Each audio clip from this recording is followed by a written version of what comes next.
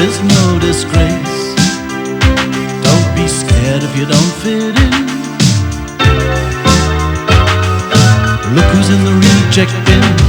It's the raggy dolls. Raggy dolls. Raggy dolls. Raggy dolls. Dolls like you and me. Raggy dolls. Raggy dolls. Raggy dolls. Raggy dolls. Made him perfectly. So if you got a bump on your nose or lumps on your toes, do not despair. Be like the raggy dolls and say I just don't care. 'Cause raggy dolls, Raggy dolls. raggy dolls Raggy are dolls. happy just to be raggy dolls, raggy dolls, dolls like you and me. It was a very hot, cloudy summer's day. The raggy dolls were in the big field on their way to the treehouse. Phew, said Dotty. Let's rest. I feel all sticky. It's just the sort of day when you don't know what to do, Observed Lucy. It makes me feel sad, Said Princess.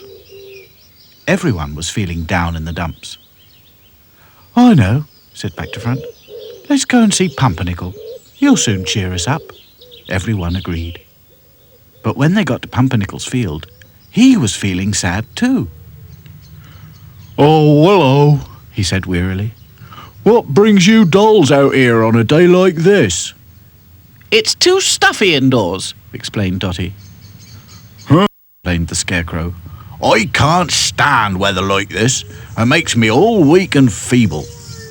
Just then, a fly landed on his nose. Shoo, he said crossly. Be off with you. But the fly wouldn't budge. And of course, with his arms stuck out on a pole, Pumpernickel couldn't do anything about it. Give me a hand, will you? He begged. Dotty picked a dandelion leaf, climbed up on Back to Front's shoulders, and swatted away the fly. But as soon as she climbed down, the fly buzzed back and sat on Pumpernickel's nose again. Bother, he exclaimed. Now I've got a good soaking to look forward to. How do you mean? Asked Lucy. It's a sure sign of rain, said Pumpernickel, going cross-eyed, staring at the fly. If a fly lands on your nose, swat it till away it goes. If the fly then lands again, it'll bring back heavy rain. The raggy dolls were impressed. How does a fly know it's going to rain? Asked Sad Sack. I don't know, but they do, said Pumpernickel. They always try and settle somewhere, usually on a tree or a wall. He raised his voice to the fly, who took the hint and buzzed off. Claude laughed. Ha! You English, you are always talking about the weather, n'est-ce pas? That's 'cause we never know what it's going to do, said Lucy, by way of an explanation. Ah, but there's many a country way of telling, said Pumpernickel. But suppose a fly doesn't land on your nose, said Sad Sack. Wow, then there's the dandelions and daisies, explained the Scarecrow. What about them? Asked Princess, still feeling sad. See for yourself, said Pumpernickel. They close up, another sure sign of rain. Princess looked, and sure enough, all the dandelions and daisies along the path were closed up. She wandered off, looking for more flowers, to see if they were closed too. Meanwhile, Pumpernickel was telling the others about cows. When a cow tries to scratch its ear, that means a shower is very near. When it clumps its side with its tail, look out for thunder, lightning, and hail. Just then, there was a rumble of distant thunder. I'd go and shelter if I was you, advised the Scarecrow, casting an expert eye on the gathering clouds above. I don't think it'll last long. It's just what we need to settle the dust and clear the air. When he looked down again, the raggy dolls had gone. They had only just managed to reach the factory before the rain came down in buckets. I'm puffed out, puffed Sad Sack. Me too, sighed Back to Front, who always found running difficult because he couldn't see where he was going. Suddenly, Lucy gasped. Where's Princess? The raggy dolls looked at each other, but nobody knew. Princess had wandered a long, long way down the path. The hot, stuffy weather had made her feel quite miserable. Now she looked at all the pretty wild flowers and began to feel very sorry for herself. Oh, Why am I always in rags? She sniffed. I wish I was a real princess. She was close to tears when she heard the thunder. Oh my goodness, she exclaimed. She realized she was all alone and lost. Oh dear, she sobbed. What am I going to do? Princess ran towards the nearest trees. She was almost there when an ear-splitting crack of thunder burst over her head. It was so loud, she fainted into a muddy puddle. When she came to her senses, she opened her eyes and was astonished to find herself warm and dry in a curious little home under the roots of a tree. What's your name? Said a voice. It was a little goblin dressed in green. Where am I? Said Princess, looking around the shabby little home. Welcome to Rainbow's End, said the goblin. What's your name? Princess, said Princess shyly. The goblin laughed. Ha! You don't look much of a princess to me, he said. Look at you, all bedraggled and covered in mud. The mud was accidental, protested Princess. Anyway, it's not my fault if the machine went wrong and made me a reject. A reject? What's a reject? Asked the goblin, suddenly interested. Princess explained how the machine in Mr. Grimes's factory had dressed her in rags and cropped her hair, and how she should have had a proper dress and a crown of her own. So you see, she sobbed, I wasn't good enough, and now I'm a reject. There, said the goblin. It's a sad tale you tell, sure enough, but, he added slyly, it's nothing a bit of money can't put right. What do you mean? Sniffed Princess, still sorry for herself. The goblin explained that a rainbow would soon appear and end at the very spot where they stood. And if Princess cleaned and scrubbed the goblin's home from top to bottom, she could take half his gold. Well, to be sure. Princess took a deep breath. I'll do it, she said. And so, while the lazy goblin watched, Princess cleaned and scrubbed, polished and dusted until her hands were quite sore. At last the goblin was satisfied. Now, he said, it's time for the rainbow. He opened a little window in the roots of the tree and placed the mirror on the table. Then he placed an empty treasure chest in the corner of the room. Any minute now, said the goblin, rubbing his hands greedily. Suddenly, all the colours of the rainbow shone through the little window, hitting the mirror on the table. The room was filled with dancing colours, and in the corner, the treasure chest was filling up with gold. Princess could not believe her eyes. At last, the chest was full. The greedy goblin turned to Princess and growled, I don't need you anymore. He quickly turned the mirror towards her. In a flash, Princess found herself outside again, sitting in a muddy puddle. It had stopped raining, the sun was shining, and the air was fresh and clear. She could hear the other Raggy Dolls calling her. She stood up and waved. Here I am, she called. She was so pleased to see the others again. She hugged them all in turn. Oh, look, pointed Lucy. There's a rainbow. Isn't it beautiful? It looks quite near, observed Dotty. Let's see if we can find where it ends, suggested Back to Front. There might be a pot of gold. Oh, no, said Princess quickly. Who needs silly whole gold? Let's go and see if Pumpernickel's all right. Good thinking, said Dotty. After all, that's what friends are for. And so, arm in arm, the Raggy Dolls set off for Pumpernickel's field. It's not much of a life when you're just a pretty face. Just to be whoever you are is no disgrace. Look around and you will find people of every kind, like the Raggy Dolls, Raggy Dolls, Raggy Dolls, Raggy Dolls, dolls like you and me. Raggy Dolls, Raggy Dolls, Raggy Dolls, Raggy Dolls, made imperfectly. So if you're not at ease with your knobbly knees and your fingers are all thumbs, stand on your two left feet and join our Raggy Doll chums. 'Cause Raggy Dolls, Raggy Dolls, Raggy Dolls Raggy Dolls are happy just to be Raggy Dolls, Raggy Dolls, dolls like you and me. a life when you're just a pretty face.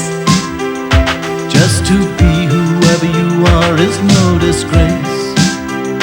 Don't be scared if you don't fit in. Look who's in the reject bin. It's the Raggy Dolls. Raggy Dolls. Raggy Dolls. Raggy Dolls. Dolls like you and me. Raggy Dolls. Raggy Dolls. Raggy Dolls. Raggy Dolls. Made him perfectly. So if you got a bump on your nose or lumps on your toes, do not despair. Be like the Raggy Dolls and say I just don't care. 'Cause Raggy Dolls, Raggy Dolls. Raggy Dolls Raggy are Dolls. happy just to be Raggy Dolls, Raggy Dolls, dolls like you and me. It was a fine sunny morning, and Sad Sack was feeling hungry. There was a dull ache deep down in his tummy. That's where food ought to be, he thought. He looked at the others. They were fast asleep. I know, thought Sad Sack. I'll make everyone a surprise breakfast. He quietly climbed out of the reject bin and made his way to the canteen. It was still too early for anyone to be about, or so he thought. "G'day," said a voice, and before Sad Sack could gather his wits, a big toy kangaroo hopped off a tabletop and landed right in front of him. "How's it going, sport?" said the cheerful stranger. "Where did you come from?" spluttered Sad Sack. "You made me jump." The kangaroo grinned. "Oh, no, mate, you didn't jump. I did." And to prove his point, the kangaroo jumped back on top of the table, over to the cooker, and high in the air towards the sink. "Now this is what you call jumping." "Look out!" yelled Sad Sack. There was a crash as saucepans went flying, and a splash as the kangaroo landed in a bowl of washing up water. "Whoops," said the kangaroo, looking sheepish. "I don't suppose you could give us a hand, could you?" The soaking wet kangaroo was too heavy to climb out of the washing up bowl by himself. Sad Sack got a chair and tried to help him out. He heaved but couldn't keep his grip. The soapy water had made the kangaroo all slippery. "What on earth is going on?" demanded Dotty. "What a mess!" exclaimed Princess. "G'day," said the kangaroo, dripping all over Sad Sack. "No worries, just a slight mishap." Sad Sack groaned. "You're squashing me." "Sorry, sport," said the kangaroo. "No hard feelings." "Struth," muttered the soggy kangaroo. "I'm as floppy as a dingo's tongue." The Raggy Dolls helped him up. "We shall have to dry you out somehow," said Dotty. "We'd better clear up this mess first," said Lucy. "It won't be long before the factory opens." I'd like to give you a hand," he said. "But right now, I'm about as much use as a chocolate teapot." Sad Sack was not amused. All he could think about was missing his breakfast. When the tidying up was done, there was another problem: how to move the kangaroo. "He's much too wet and slippery to carry," observed Lucy. "No problem. We can use my wheelbarrow." With some difficulty, the Raggy Dolls pushed the kangaroo all the way to the big field. Exhausted, they sat down, just as the factory hooter blew to signal the start of another working day. "Phew," said Dotty. "Just in time." The kangaroo put a wet arm around Sad Sack's neck. "Cheers, Cobber," he said. "You and your pals are real sports, no mistake. Rupert's the name, Rupert the Roo, all the way from down under." "Qu'est-ce que c'est this down under?" asked Claude. "I'm from Sydney," said Rupert. "You must have heard of Sydney." "Who's Sydney?" asked Sad Sack. "It's a place, silly," said Princess. "Sydney, Australia." The kangaroo explained that he was a mascot for an Australian airline. The airline had placed a big order with Grime Soft Toys to supply lots of souvenir kangaroos for their gift shop at London Airport. Rupert had been sent as an example for the factory to copy. "That means Mr. Grimes will be looking for you," warned Back to Front. "Ah, let him look," said the kangaroo. "I've been cooped up in a parcel for 2 weeks. I need to go jump about." "Well, you won't be jumping for a while yet," said Dotty. "It'll take ages for your stuffing to dry out." Meanwhile, up in the office, Mr. Grimes was searching his desk. "Now where in the world has that kangaroo gone?" he thought. Just then, Florrie Fosdyke, the absent-minded canteen lady, came in with his morning cup of coffee. Ah, Florrie, he said. Have you seen a kangaroo? I've seen a picture of one, she said, and I've seen them on the telly. Funny-looking things, I must say. No, said Mr. Grimes. Not a real one, a toy one. I'm sure I left it on my desk. Is it important? Asked Florrie. Very, said Mr. Grimes. I need it for that big airport order. Maybe the foreman's got it, suggested Florrie. Ah, yes. We'd better check, though. Ask him to come and see me right away, will you, Florrie? Florrie hurried off to find the foreman, taking Mr. Grimes' cup of coffee with her. Mr. Grimes searched his desk again. Now, where's my cup of coffee? He thought. I was sure it was on my desk. Outside, the sky had become more and more overcast, and now the sun had disappeared behind a big cloud. Ledge! The kangaroo sneezed. Struth, what's happened to the sun? How am I supposed to get dry now? What about a mangle? Suggested Sadsack, still annoyed with the kangaroo for making him miss breakfast. Maybe there's another way, said Back to Front thoughtfully. Yeah, no problem. Hi-Fi, you come with me. We'll meet the rest of you back at the treehouse. Whatever is he up to? Said Lucy, watching them go.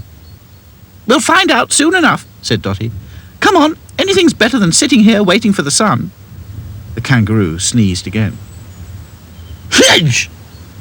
Do you think you can manage to hop a little? Asked Princess kindly. You bet, said the kangaroo. No worries. Dotty and Lucy each held a paw as the wet kangaroo hopped and squelched his way over towards the treehouse.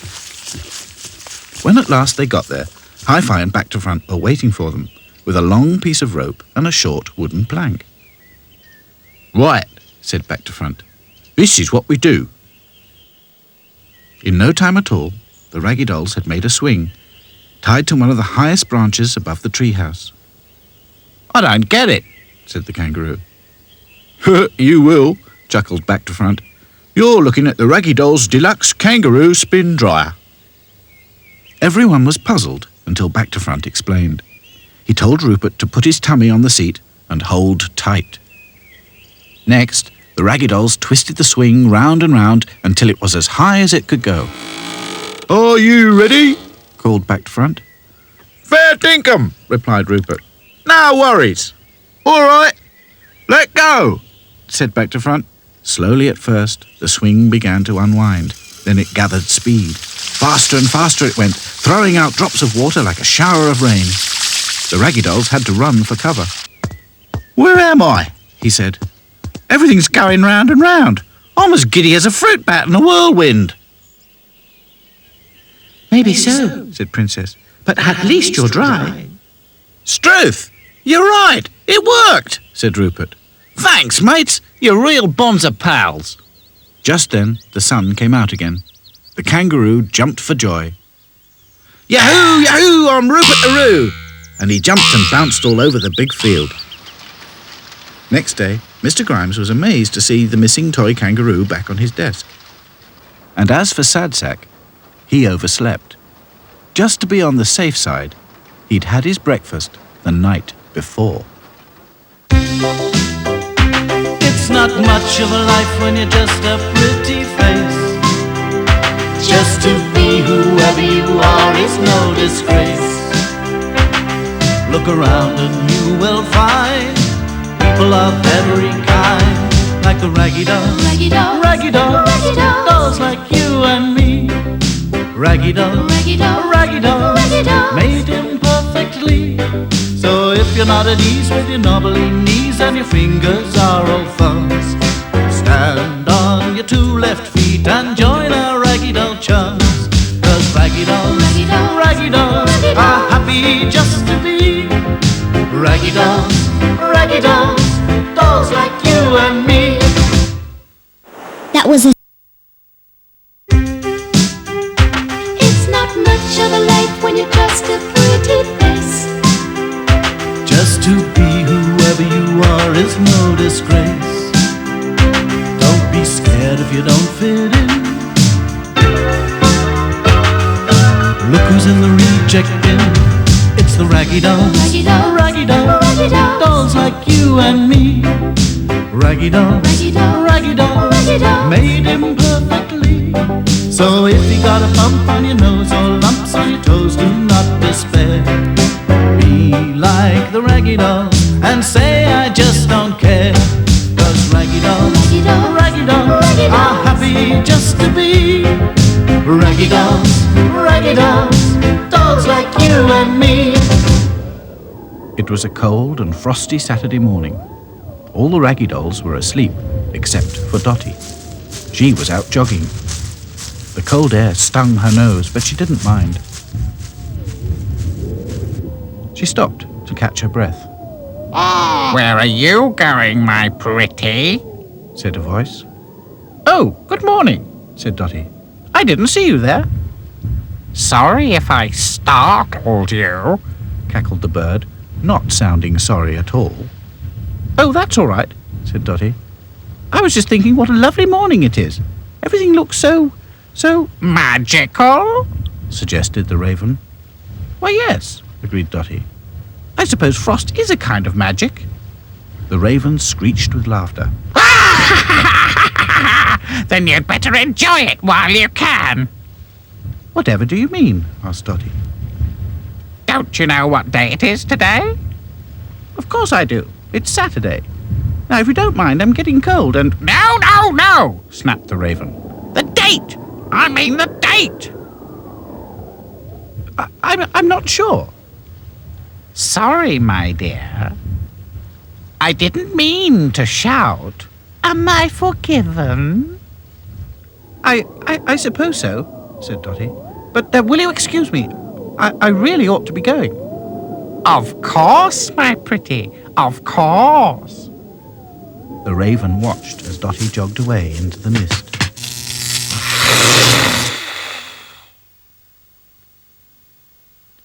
The Raggy Dolls were tucking into a big breakfast of tea and toast when Dotty got back to the factory. Ah, there you are, said Back to Front. Would you like some tea? Oh, yes, please, said Dotty. The Raggy Dolls looked at one another. Something was wrong. Dotty was usually full of energy and ideas after her morning run. Sad Sack offered her a piece of toast. There's plenty more, he said. Dotty didn't seem to hear. She took a bite of toast and ate it slowly. At last she spoke. What day is it today? I think it's October the something, but I don't know what, said Princess. Why don't we go up to the office and have a look at the calendar, suggested Back to Front. Good thinking, said Dotty, feeling more like her old self again. Come on, everybody. Sad Sack watched the others go and took a big bite of buttered toast. He munched happily and decided that exactly halfway was his favourite part of anything nice. Not only have I enjoyed it so far, he thought, but I've got just as much enjoyment to come.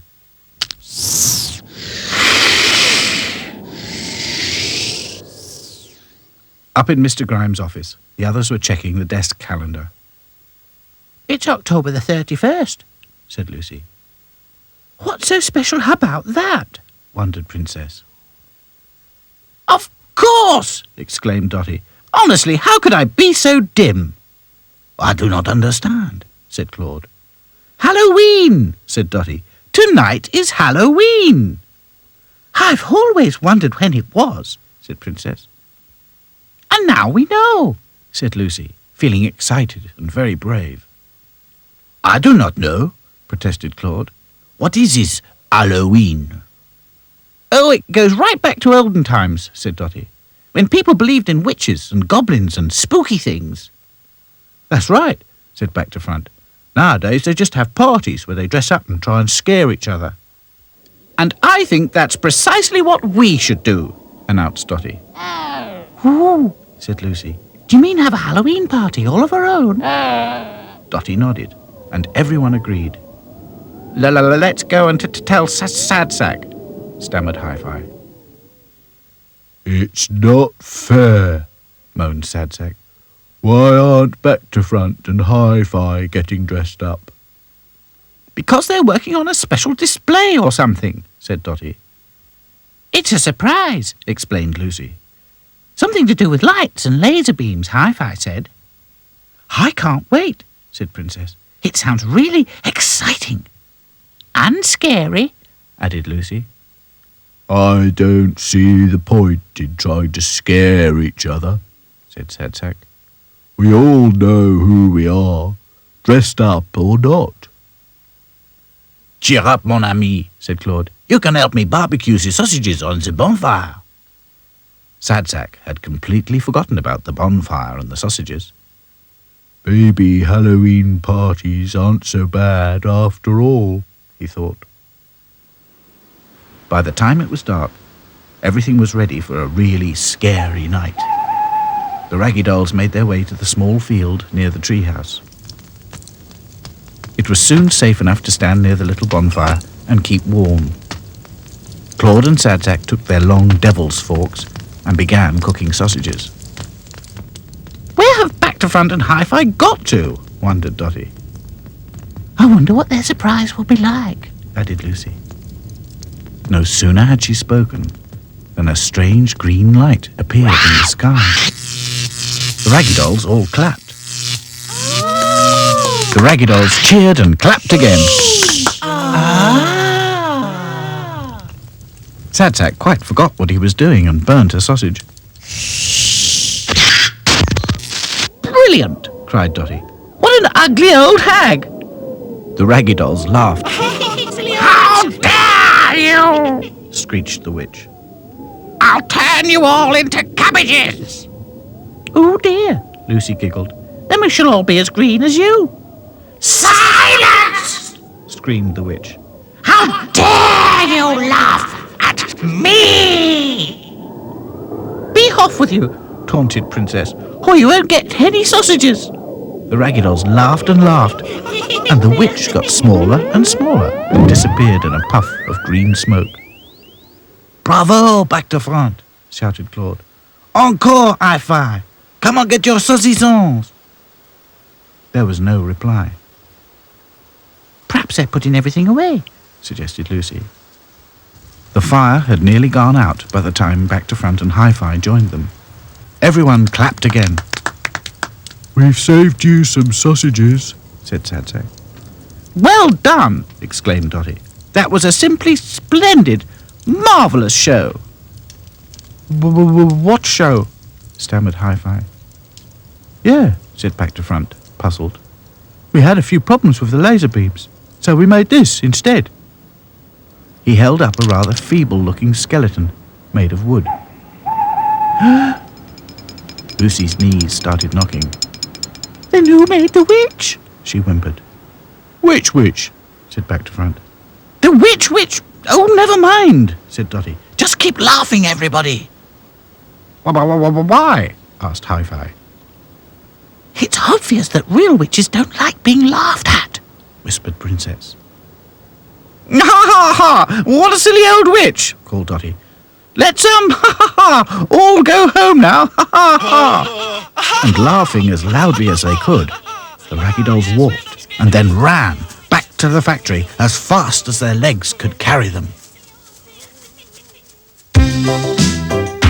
It's not much of a life when you're just a pretty face.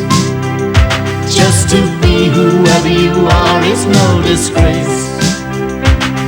Look around and you will find people of every kind, like the Raggy Dolls, Raggy Dolls, Raggy Dolls, Raggy Dolls, dolls like you and me. Raggy Dolls, Raggy Dolls, Raggy Dolls, Raggy Dolls, made imperfectly. So if you're not at ease with your knobbly knees and your fingers are all thumbs, stand on your two left feet and join our Raggy Doll chums. 'Cause Raggy Dolls, Raggy Dolls, Raggy Dolls Raggy are Dolls, happy just to be Raggy Dolls, Raggy Dolls, dolls like you and me.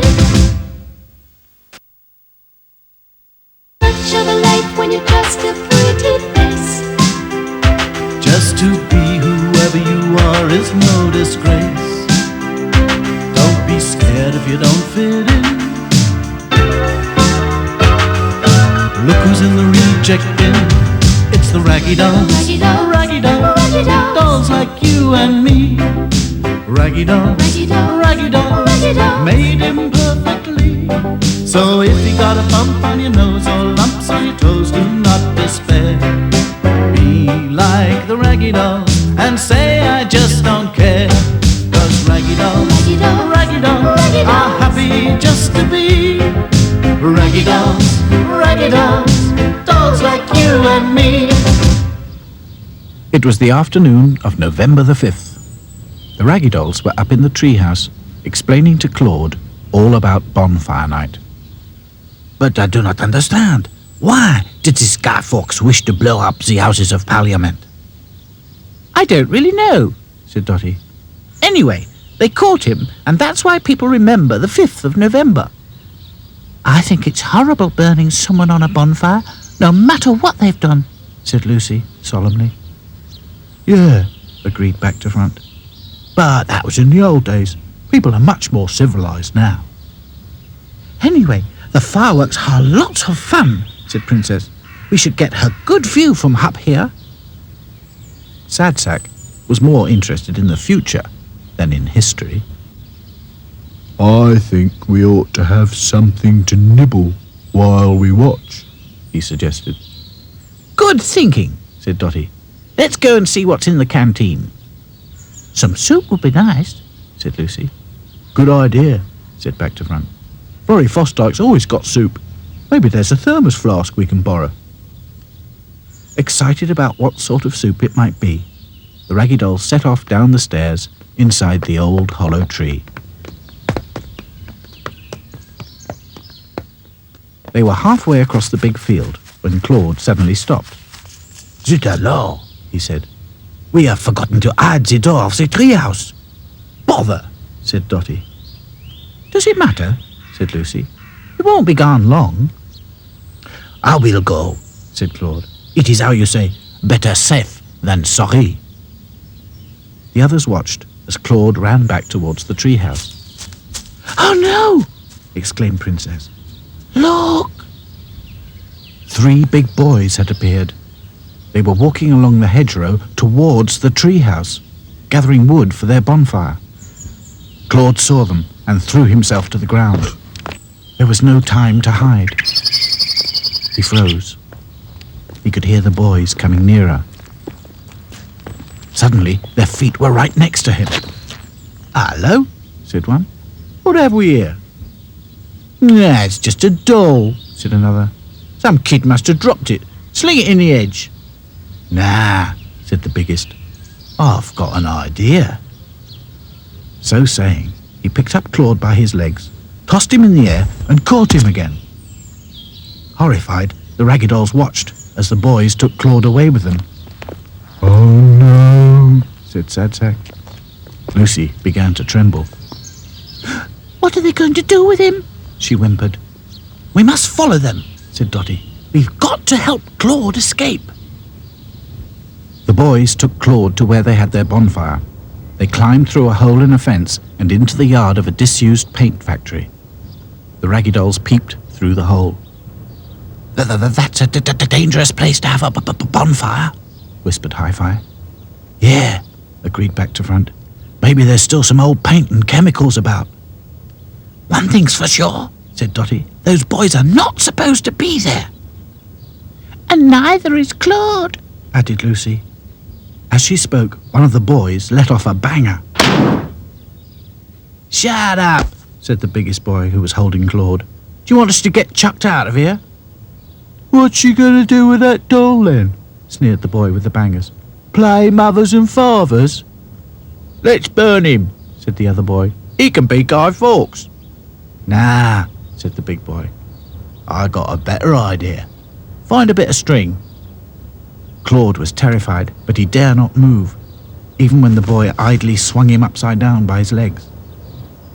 It was getting dark, and the Raggy Dolls were getting more and more anxious. Oh, I don't like those boys. Said Lucy. What are they going to do with poor Claude? Shh, said Dotty. we must wait and see. Here's some string. Called one of the boys. Good. Said the big boy. He stopped swinging Claude and just let him dangle. Now, get the big rocket. He grinned a wicked grin and winked at the others. Oh, I get it, said the boy with the bangers. You're going to send him into outer space. The boys all laughed, and before he knew it, Claude was tied firmly to a big, powerful rocket. The boys had stuck a piece of pipe in the ground for a rocket launcher. They put the stick of the rocket, with Claude tied to it, into the pipe. We'll leave him till last, said the big boy. Come on, let's light the bonfire. We've got to stop them, hissed Dotty. But how? Wailed Lucy. Call the fire brigade, suggested Back to Front. Good thinking, said Dotty. Hi-Fi spoke into his headphones. Calling fire brigade. Calling fire brigade. Dangerous bonfire at old paint factory. Over. Too late, said Sad Sack. The boys had lit the fire, and already sparks were falling on the old paint drums. The boys seemed unaware of the danger. They just laughed and let off bangers. Claude struggled, but he was tied too tightly. Sparks were falling everywhere. Suddenly, a spark landed in the boys' box of fireworks.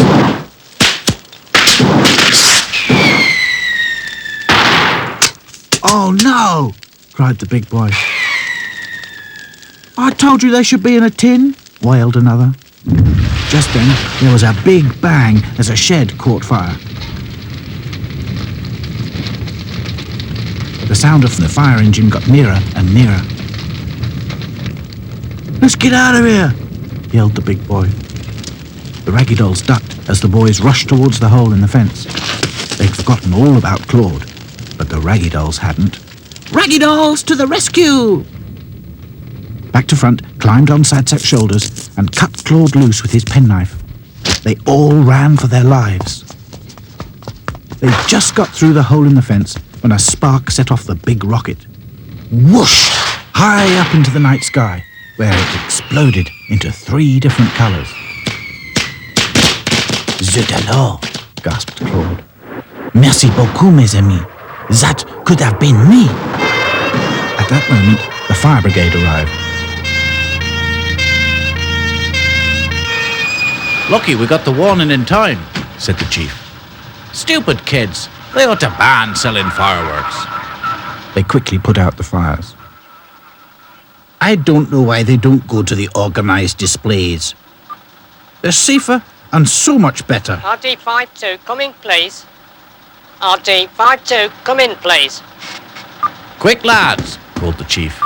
Pack up as soon as you can. There's another bonfire out of control on the other side of town. The Raggy Dolls had had enough of fireworks. Back in the canteen, they sipped mugs of hot vegetable soup.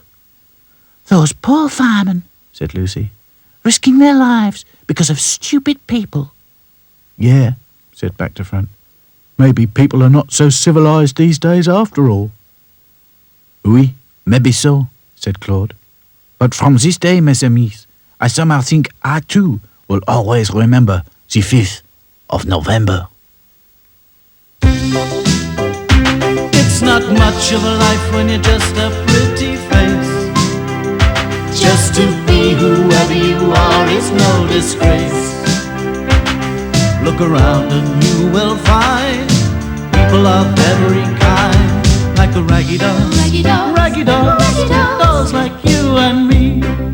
Raggy Dolls, Raggy Dolls, Raggy Dolls, Raggy Dolls, made imperfectly. So if you're not at ease with your knobbly knees and your fingers are all thumbs, stand on your 2 left feet and join our Raggy Doll chums. 'Cause Raggy Dolls, Raggy Dolls, Raggy Dolls Raggy are Dolls, happy just to be Raggy Dolls, Raggy Dolls, dolls like you and me.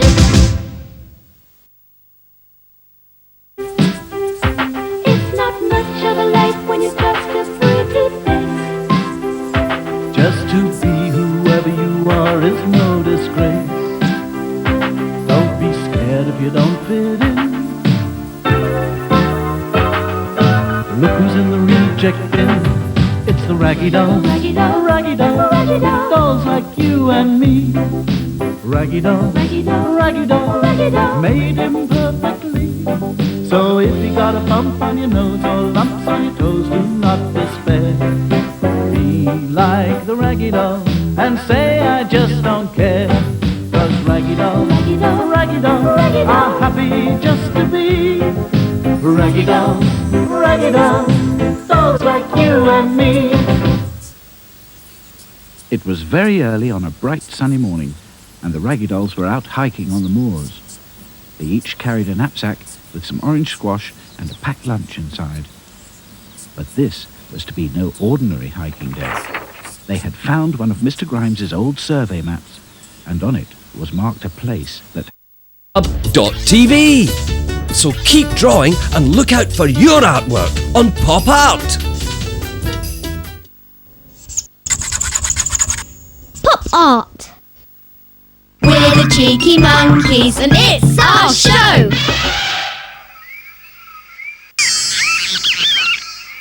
Next on Pop, it's Rocky and the Dodos.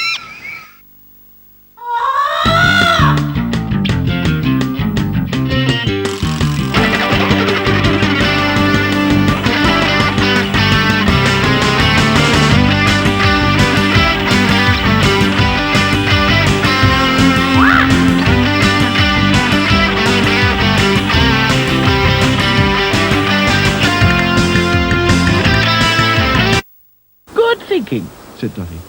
If the caves are on the map, they must exist. After all, they must have been here for thousands of years. They can't just disappear. The Raggy Dolls spread out, and it wasn't long before Back to Front called out, Hey, over here. But be careful. He was standing by a big hole in the ground, half hidden by some boulders. A strong fence was all around it to stop people falling in, but a sign saying, Danger, keep out, lay on its side, probably blown down by the wind. Don't come too close. Warned Back to Front.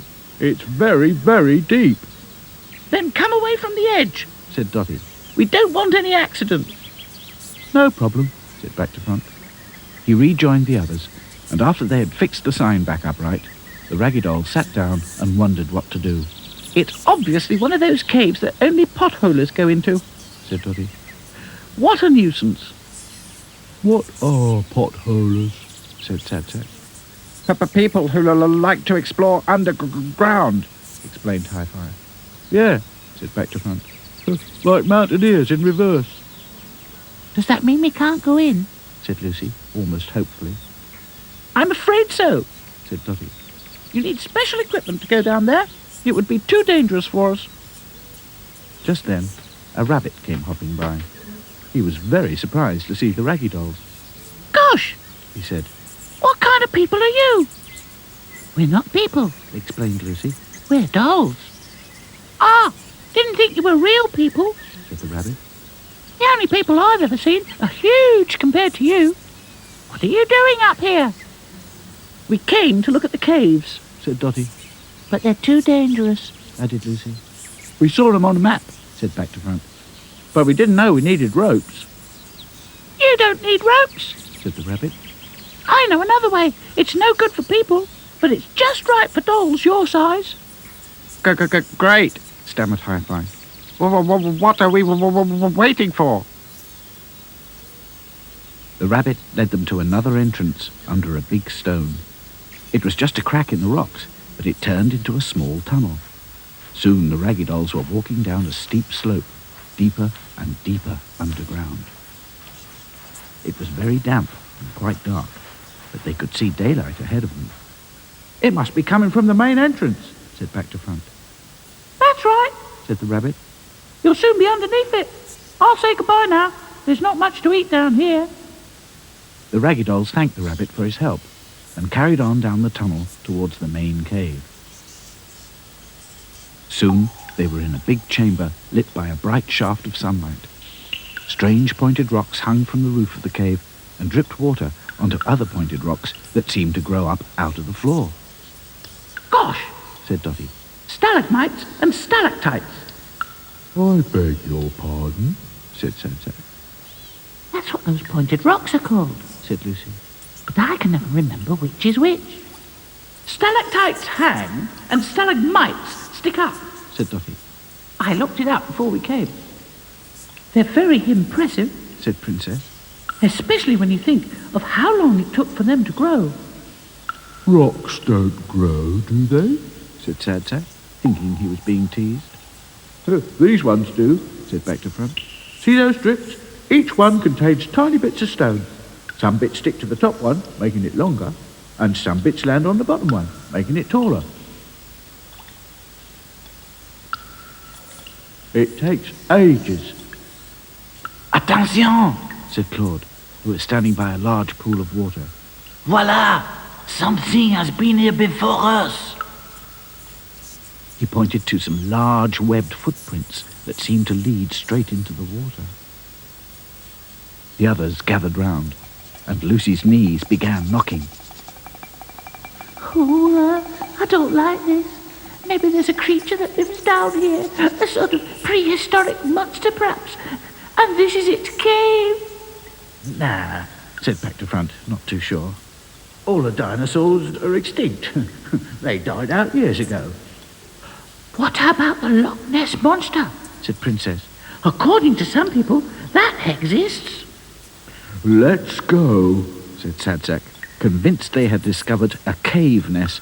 Why else would there be a sign saying danger, keep out, and no one selling ice cream?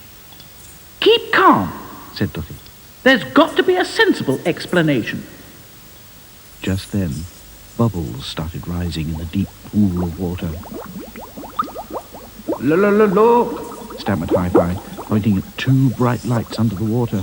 I knew it, wailed Lucy. It's got big wobbly eyes that can see in the dark. Everybody hide, ordered Dotty. The Raggy Dolls hid behind some stalagmites and watched with horror as the bubbles got bigger and bigger, and a large, shiny black shape emerged from the pool, soon followed by another. Frogman, blurted Sad Sack. Shh, whispered Dotty. No, they're potholers. The Raggy Dolls watched as the two men removed their masks and breathing tubes and switched off their powerful underwater torches. There's your monster's eyes, whispered Back to Front. I know, sighed Lucy. And there go the feet. The two men were removing their flippers. Oh, that was great, said one of the men. I've never managed to reach the main chamber before. It's as big as a cathedral. I know, said the other man. It's a bit tricky getting there, but it's well worth it, don't you think? It was everything you said it would be. Thanks. The two men shook hands, proud of their achievement. In no time at all, the men had packed up their equipment and climbed up out of the cave. Time for lunch, I think, said Dotty, opening her knapsack. Surely you're not going to eat it down here, said Lucy, still a little spooked by the place. I most certainly am, declared Dotty, and no frogman, caveman, bogeyman or dinosaur is going to stop me. Dotty's right, said Princess. We were only scared by what we imagined. Everyone agreed. The cave was a beautiful place and well worth the long walk. The Raggy Dolls sat in silence, eating their sandwiches and sipping orange squash, and thinking of all the time it had taken to make the world. Raggy dolls, dolls like you and me. Raggy dolls, made imperfectly. So if you're not at ease with your knobbly knees and your fingers are all thumbs, you stand on your two left feet and join our Raggy Doll chums. 'Cause Raggy dolls are happy just to be Raggy dolls, dolls like you and me.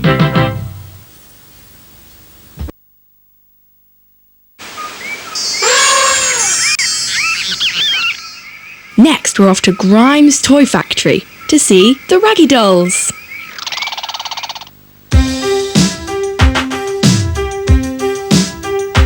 It's not much of a life when you're just a pretty face. Just to be whoever you are is no disgrace. Don't be scared if you don't fit in. Look who's in the reject bin. It's the raggy dolls. Raggy dolls. Raggy dolls. Raggy dolls. Dolls like you and me. Raggy dolls. Raggy dolls. Raggy dolls. Raggy dolls. Made him perfectly. So if you got a bump on your nose or lumps on your toes, do not despair. Be like the raggy dolls and say I just don't care. 'Cause raggy dolls, Raggy dolls. raggy dolls Raggy dolls. are happy just to be raggy dolls, raggy dolls, dolls like you and me.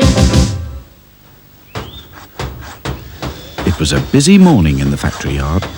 A big, long, flat lorry was parked right in the middle, and people rushed here and there with bits of cardboard, pots of paint, big flags, little flags, sticky tape and glue. It was the day of the town carnival. The Raggy Dolls watched from behind the tool shed as the lorry began to look more and more like a fairy tale castle. It's amazing what a bit of paint and glue can do, Observed Lucy. Absolutely, Agreed Princess. it's beginning to look fabulous. Everyone agreed, except Sad Sack. It's all very well, he said, but no one is going to let us ride on it. We're only rejects. Zut alors, muttered Claude. Voila, the king of the miserable. Oh, come on, Sad Sack, said Dotty. This is supposed to be a happy day. You should jolly well cheer up. After all, said Back to Front, it was your idea. It all began 2 weeks ago with a telephone call to Mr. Grimes from the town mayor. Hello, Grimes Soft Toys. Grimes speaking. Mr. Grimes was very honoured to be speaking to the mayor. Why, hello, Mr. Mayor. This is indeed a pleasant surprise. What can I do for you?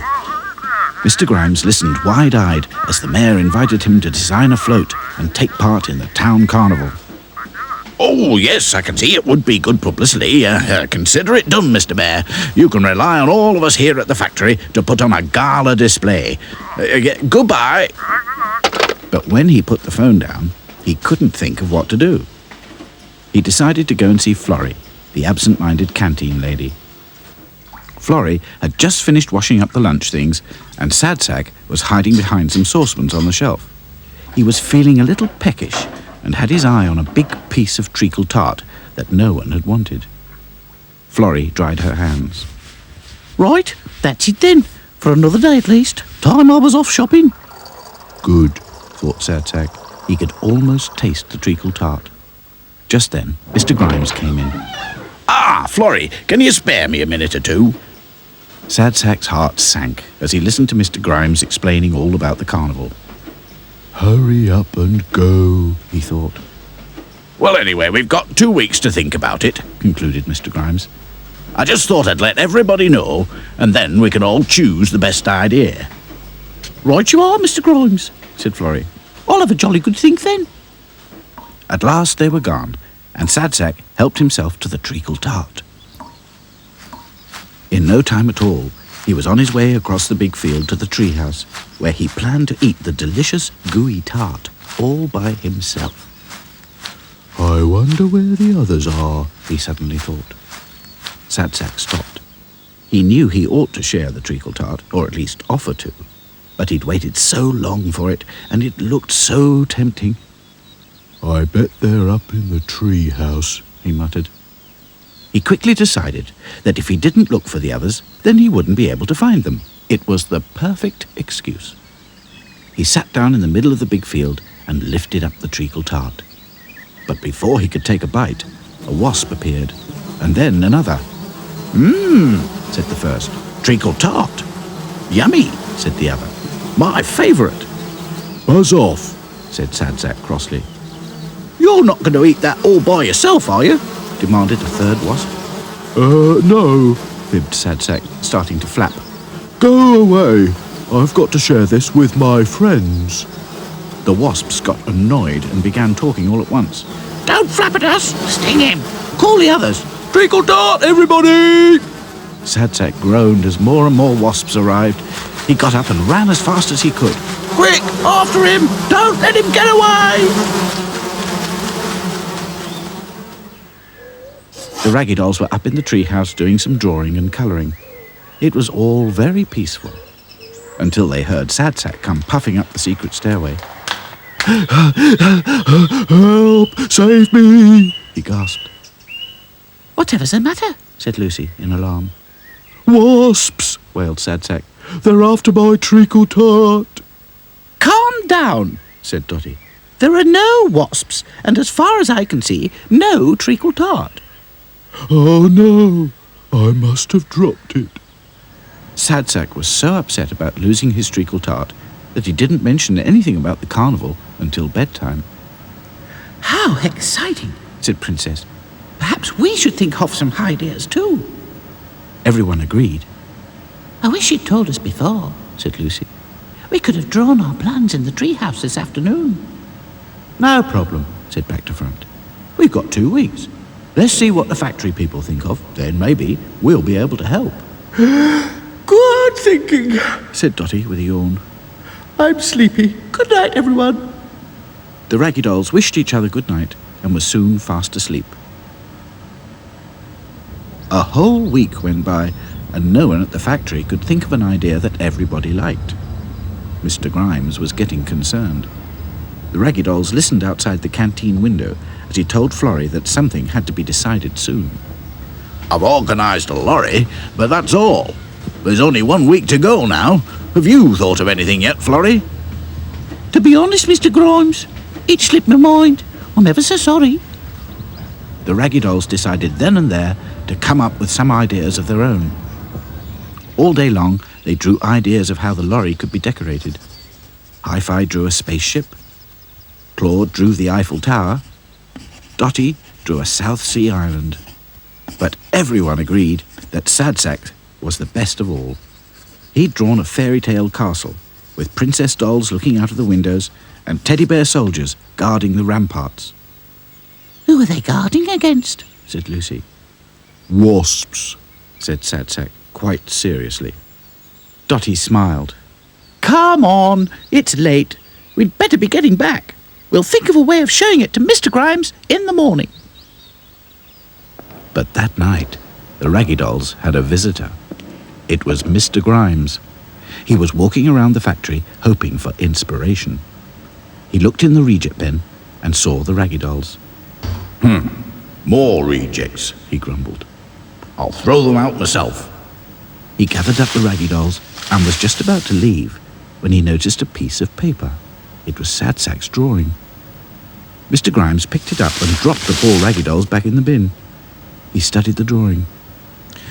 This is it, he gasped. I wonder who thought of it. What's a good idea like this doing in the reject bin? And so it was. The day of the carnival arrived, and the lorry was ready. It looked just like Sadsack's drawing. We may be rejects, stammered Hi-Fi, but we do have good ideas. Quite right, agreed Dotty. Well done, Sadsack.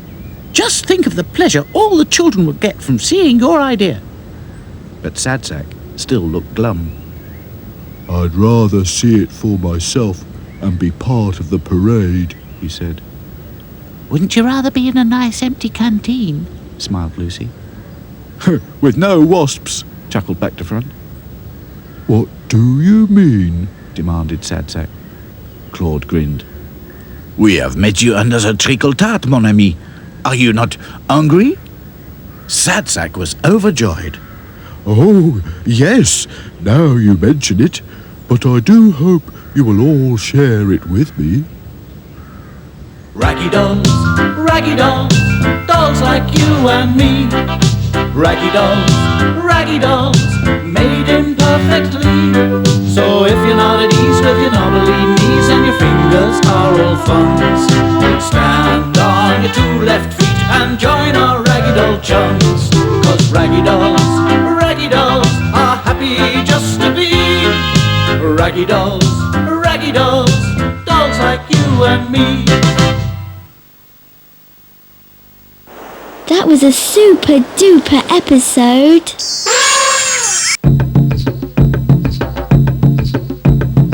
I'm a cheeky monkey. I'm a cheeky monkey. I'm a cheeky monkey.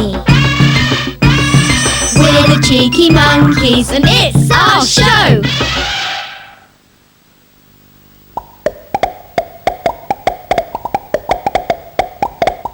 We're watching Pop.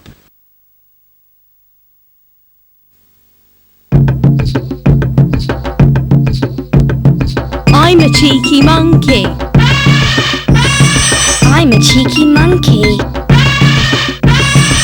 I'm a cheeky monkey. We're the Cheeky Monkeys and it's our show. Next, we're off to Grimes Toy Factory to see the Raggy Dolls.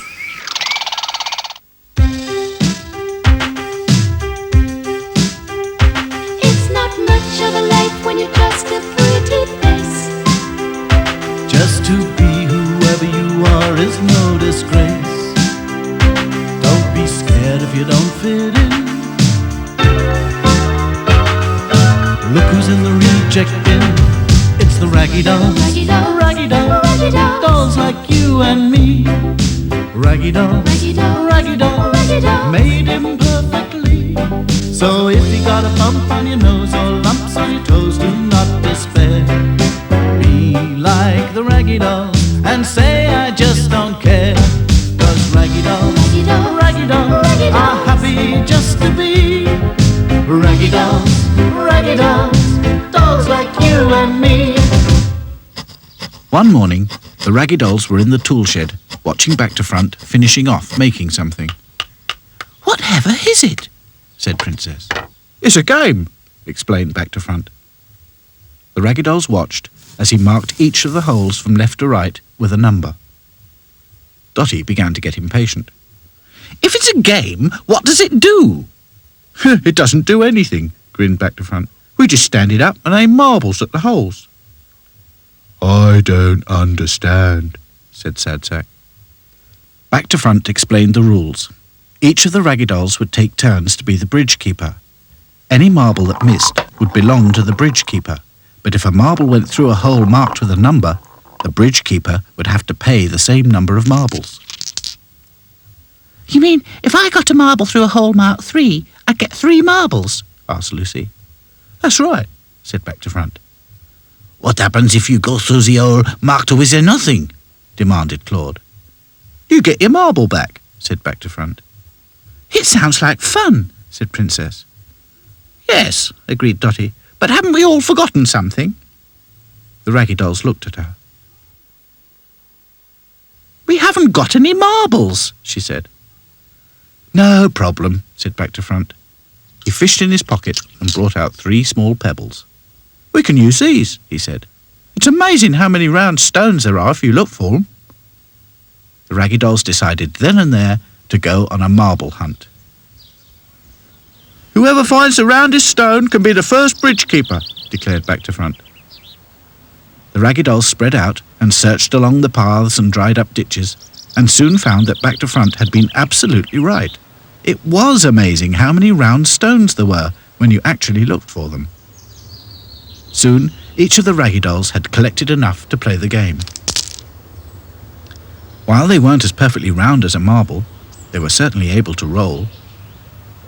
Sad Sack tested one of his pebbles. It rolled all over the place. How can we aim these? He complained. They just go wherever they want.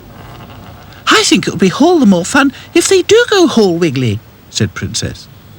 The others agreed. Just then they heard a noise. Someone's coming, hissed Dotty. The Raggy Dolls quickly climbed the secret staircase up to the treehouse and looked down. A man was creeping along the hedgerow, looking this way and that. He looked very suspicious. What's he up to? Whispered Princess. I don't know, said Dotty. Let's keep watching. The man suddenly stood still and listened. He appeared to be searching for something. Lucy gasped. He's heard us! He's looking for us! No, he's not, stammered Hi-Fi. Look, he's heading for the dark wood. The man moved silently on his way. Maybe he's a spy, suggested Sad Sack. Don't be silly, said Dotty. What could he possibly be spying on out here? Do not speak so soon, pointed Claude. Regardez. The man was looking through binoculars. He seemed to get quite excited. He suddenly took out a notebook and began scribbling in it. He is a spy, declared Sad Sack. Then let's follow him, said Dotty. Oh dear, do we have to? Moaned Lucy. Yes, said Dotty firmly. If he is up to no good, we shall have to notify the proper authorities. Taking care they could not be seen, the Raggy Dolls made their way to the spot where the strange man had entered the dark wood. There was no sign of him. What do we do now? Said Lucy, hoping somebody would suggest giving up and going home. Spread out and keep your eyes open, said Dotty. We'll need a password, she added. What about marbles? Back to Front laughed. Yeah, no problem. Marbles, I like it. Good, said Dotty. Now spread out, everyone, and for goodness sake, be careful. I don't understand why we need a password, said Sad Sack. Dotty sighed. It's just a precaution, Sad Sack. If we hear a noise and we can't see who it is, we just whisper the password. If we hear the password whispered back, we know it's one of us, and it's safe. Sad Sack scratched his head. Suppose it's the spy who whispers marbles back to us. It wouldn't be safe then. Good thinking, said Dotty. Spies are very tricky, and they know a thing or two. We need a second password. Sad Sack groaned as Dotty continued. If one of us whispers marbles, we must answer with the word bridge keeper. Understood? The others nodded and spread out into the dark wood. Lucy decided she would spread out next to Princess, and to show she didn't mind, Princess held her hand. Sad Sack had decided enough was enough and had spread out back towards the factory. He was just thinking how a snack of something would soon perk him up when Pumpernickel the Scarecrow called out to him. Hello, doll. What are you up to? What's your hurry? Relieved to see a friendly face, Sad Sack stopped and quickly explained there was a spy in the woods. A spy? Said Pumpernickel in surprise. What does he look like? Sad Sack described the man. He's got binoculars and a notebook and everything, he added. Pumpernickel grinned and then laughed. Ha! He's not a spy. He's staying the week with Farmer Brown. You know, bed and breakfast. Then why is he creeping about? Demanded Sad Sack. Ah, said the Scarecrow. Because he's a twitcher, that's why. What's that? Asked Sad Sack, tired of learning new words. A twitcher is a bird watcher, explained Pumpernickel. That's why he's creeping about. You don't see many birds if you go crashing about making a noise. I think I'd better go and tell the others, said Sad Sack. They still think he's a spy. Meanwhile, deep in the dark wood, the Raggy Dolls had joined forces again and were worrying about Sad Sack. Oh dear, said Lucy. Do you think the spy has got him? Keep calm, everyone, said Dotty. I think I can hear him coming. Sure enough, the Raggy Dolls could hear someone approaching. Marbles, whispered Dotty. The footsteps stopped. Twitcher, puffed a voice.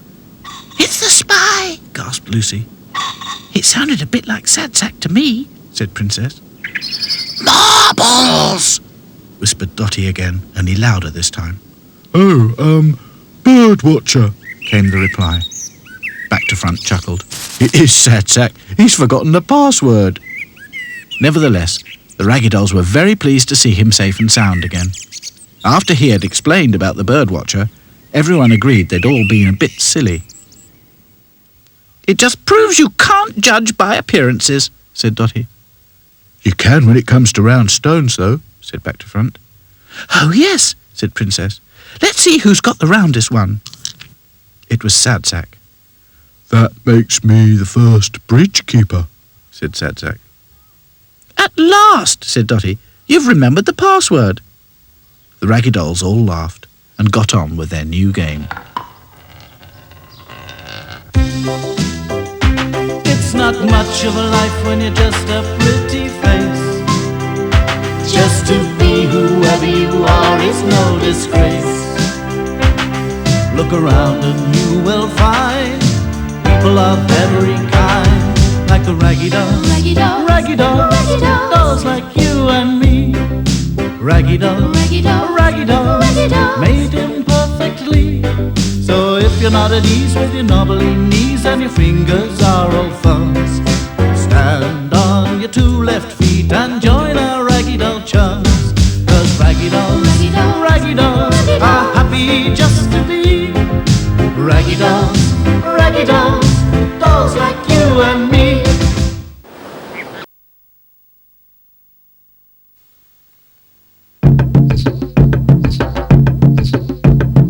I'm a cheeky monkey. I'm a cheeky monkey. I'm a cheeky monkey. We're the Cheeky Monkeys and it's our show! It's time for more fun with Lucy, Claude, Dotty, Back to Front, Sad Sack and Hi-Fi. It's the Raggy Dolls!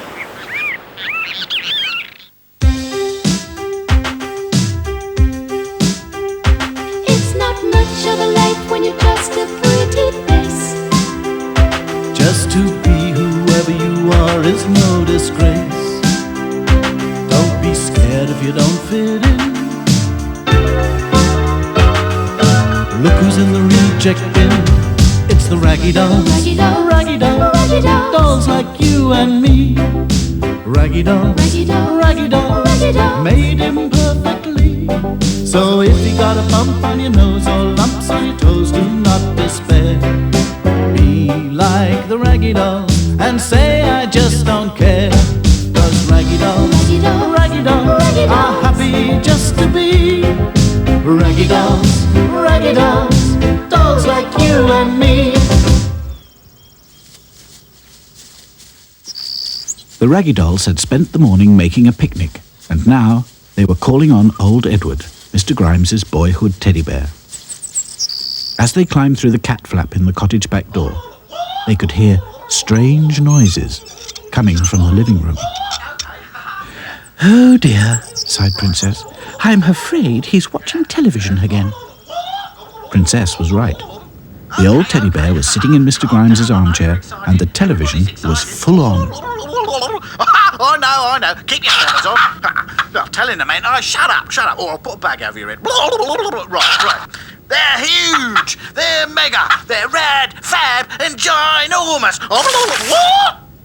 I warned you. And here, once again, it's time for... Yes, they're here. The fabulous Karate Frogs from Mars. Dotty turned off the television in disgust. "What complete and utter rubbish!" "I say," complained Edward, "I was looking forward to that." "You should know better at your age," continued Dotty. "Too much television is bad for your eyes."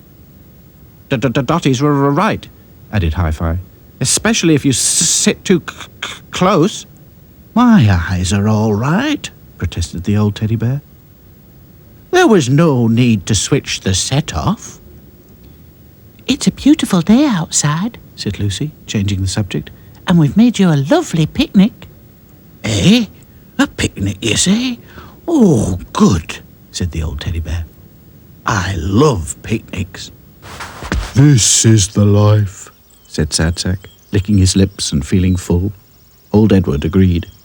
"I have to admit, it's much nicer than watching television." "Then why do you watch it so much?" demanded Lucy. The old bear sighed. "I don't know.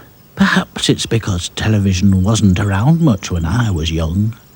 "Now there's a thought," chuckled Back to Front. "What did children do before there was television?" "I can tell you that," said the teddy. The old bear smiled and told them how young Ozzy Grimes used to fish for wooden clothes pegs in an old tin bath, how he used to make his own jigsaw puzzles, and how he got into trouble for cutting up a picture of the coronation he found in his mum's magazine. In fact, the old bear chuckled, most of Ozzy's games got him into trouble. There was the unfortunate incident of the catapult and the vicar's window. Gosh, said Princess, these old-fashioned games sound a bit dangerous. Indeed they do, said Dotty. No wonder most parents nowadays prefer to let their children watch television. Just a minute, said Back to Front. What was that you were saying about fishing for pegs? That can't be dangerous. Maybe we could try it.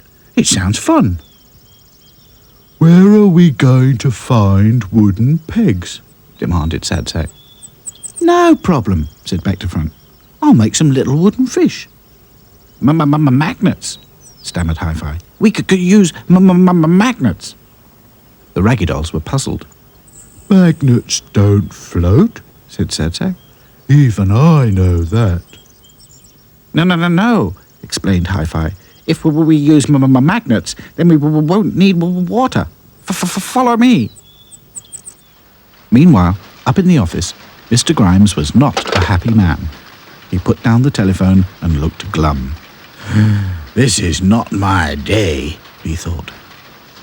He sighed and picked up the telephone again. Hello? Oh, Florrie. Can you do me a favour? My sister Ethel's got to go to the dentist and she's bringing my nephews. That's right, Oz and Boz. Can you keep an eye on the lads this afternoon? Oh, yes. Don't you worry, Mr. Grimes, said the absent-minded canteen lady. They're such nice boys. Thanks, Florrie. I really appreciate this. It'll be a pleasure, Mr. Grimes. No trouble at all. Mr. Grimes put the phone down and chuckled to himself. Thank goodness for Florrie's poor memory, he thought. Everyone else calls Oz and Boz the terrible twins. Needless to say, Oz and Boz were huge fans of karate frogs from Mars. They had pestered their poor mother to buy them the suits. As soon as they arrived, they burst from the car, leaping about and shouting, "Wah saw! Ribbit! And Yow Fong!" Mr. Grimes looked out of his window, covered his eyes, and groaned. He heard his sister Ethel shouting, "Oz, Boz, behave yourselves!" He looked out of his window again and was relieved to see Florrie taking charge of his unruly nephews. It's very good of you, Florrie, said Ethel. Think nothing of it, said Florrie. They look so alike, don't they? Which one is which? Oh, don't ask me, sighed their mother.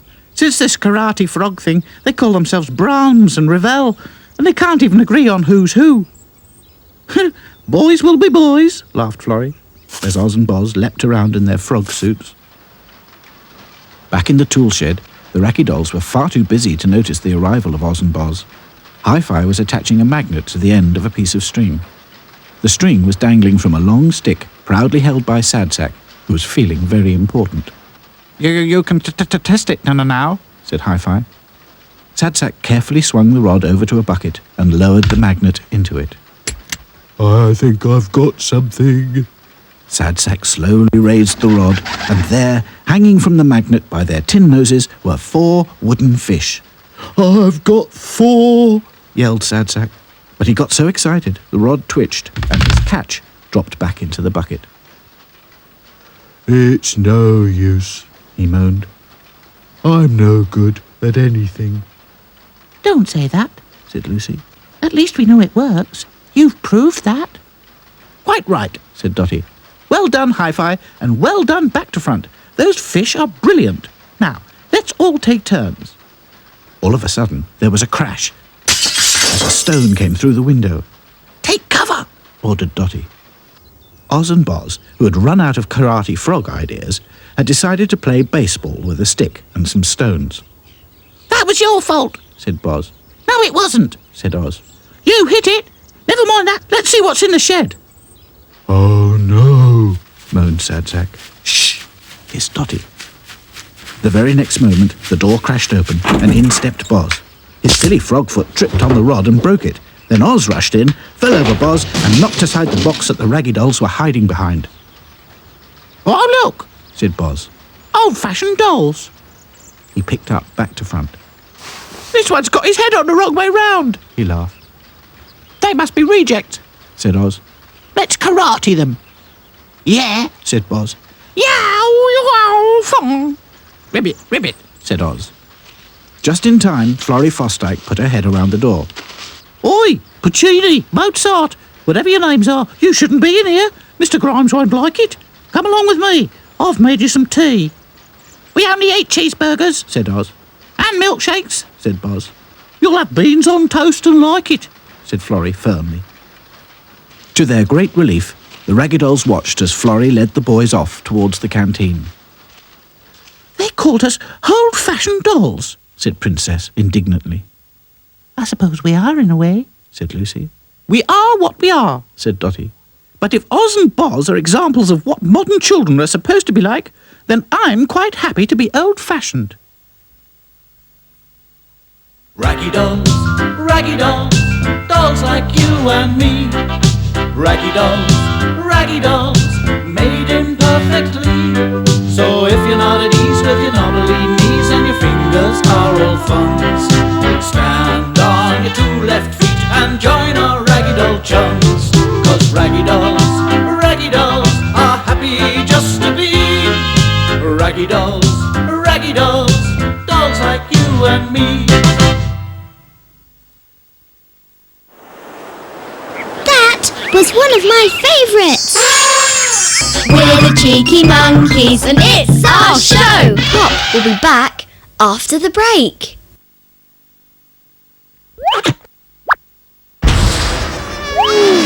We're watching Pop.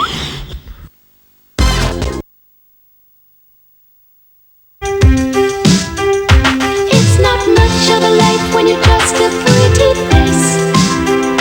Just to be whoever you are is no disgrace.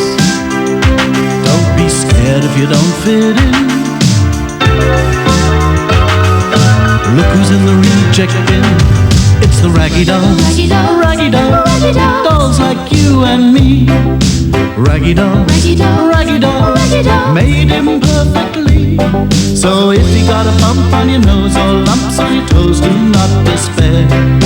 Be like the Raggy Dolls and say I just don't care. 'Cause Raggy Dolls are happy just to be Raggy Dolls, dolls like you and me.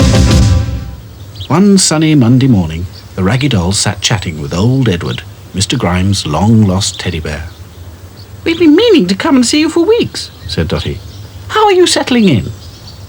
"I'm very comfortable, thank you," said the bear, glad to have such good friends to visit him. "What's it like being looked after by a grown-up?" chuckled Lucy. The old bear laughed. "At my age, it's quite a welcome change, I can tell you. I don't get bumped up the stairs at bedtime.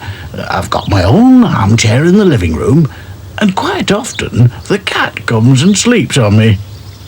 Sadsack looked surprised. "Cat? I didn't know Mr. Grimes had a cat." "Well, he does now," said the bear. "There's a cat flap and everything. It's very useful when I want to take a stroll in the garden." "What does this cat look like?" asked Dotty, suspicious of cats. "He's all stripy and ginger," said the teddy. "Ozzy calls him Mr. Marmalade." Claude was worried. "This Monsieur Marmalade, he is friendly, n'est-ce pas?" "Oh, you know how cats are," shrugged the bear. "He doesn't say much, just comes and goes as he pleases." Lucy suddenly noticed the birds had stopped singing. She looked up and gave a shriek. A big stripy cat was on a branch right above her head. There was a flash of ginger fur as Mr. Marmalade pounced and landed among the Raggy Dolls. Run for cover! Yelled Dotty. But Lucy couldn't run. She had completely gone to pieces with the shock. Even her head had come off. Mr. Marmalade was quite curious.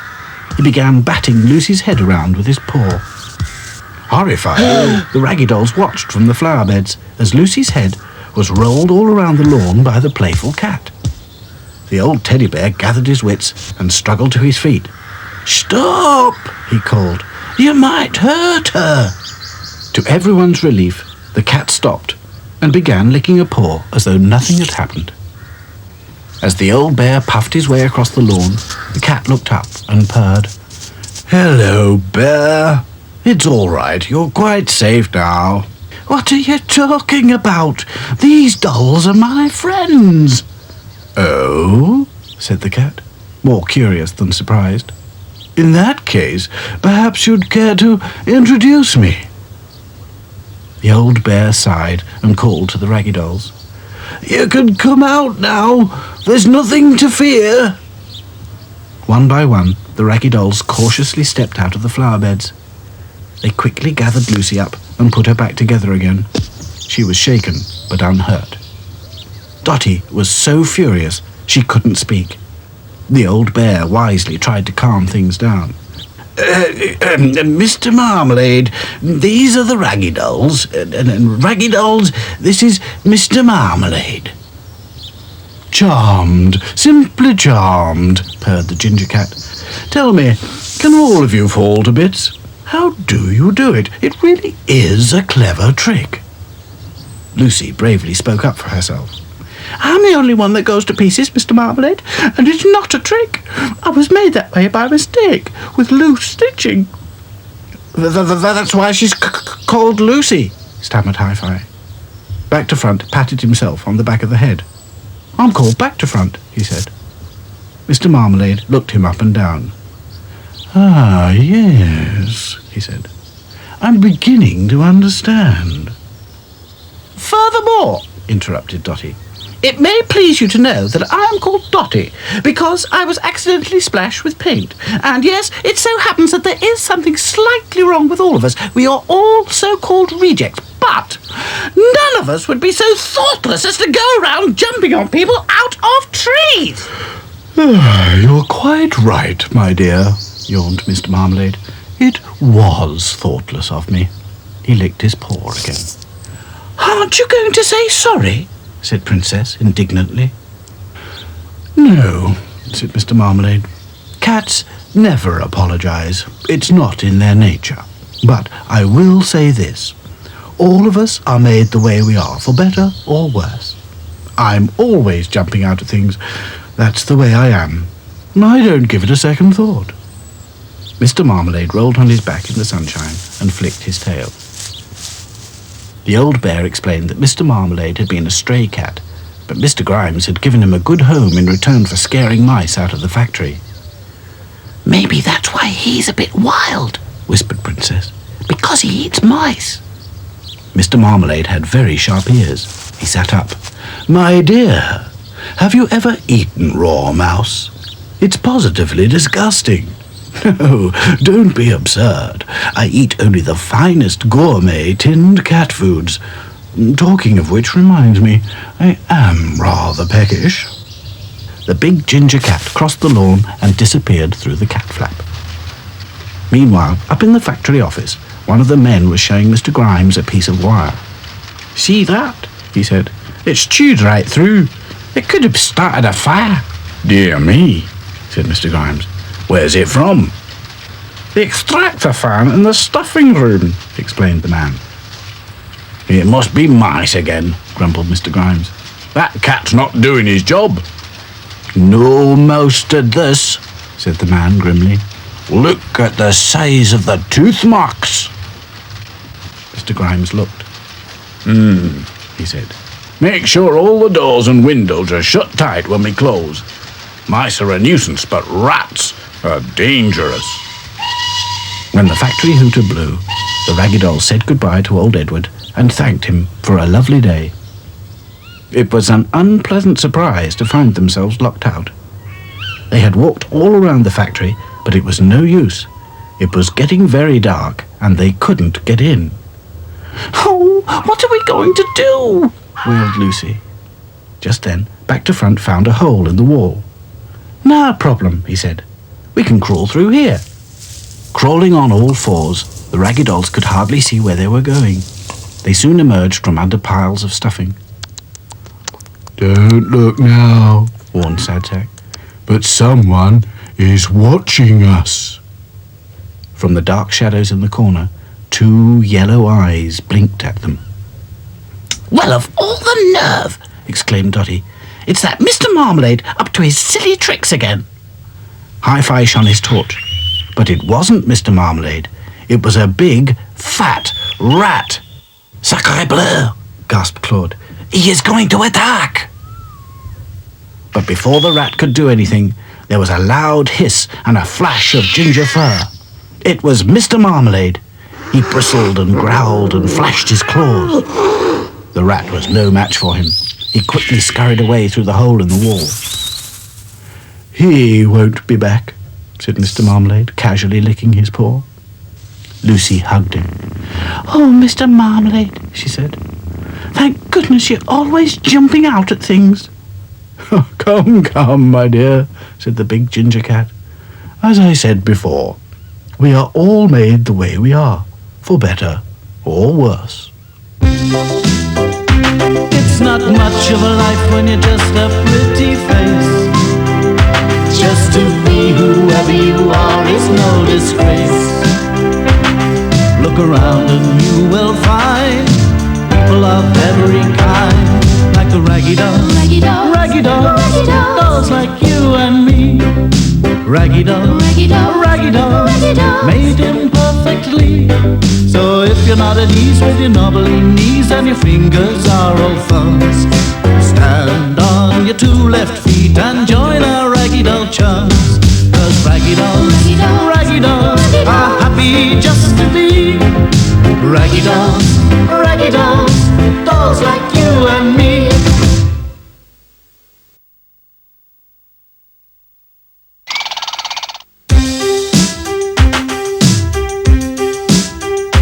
It's not much of a life when you're just a pretty face. Just to be whoever you are is no disgrace. Don't be scared if you don't fit in. Look who's in the reject bin. It's the raggy dolls, raggy dolls, raggy dolls, raggy dolls, dolls like you and me. Raggy dolls, raggy dolls, raggy dolls, raggy dolls, made him perfectly. So if you got a bump on your nose or lumps on your toes, do not despair. Be like the raggy dolls and say I just don't care. 'Cause raggy dolls, raggy dolls, raggy dolls, raggy dolls are happy just to be raggy dolls, dolls like you and me. It was a bright summer Friday. Florrie Fosdyke, the absent-minded canteen lady, was singing happily to herself while the kettle boiled for Mr. Grimes's morning cup of coffee.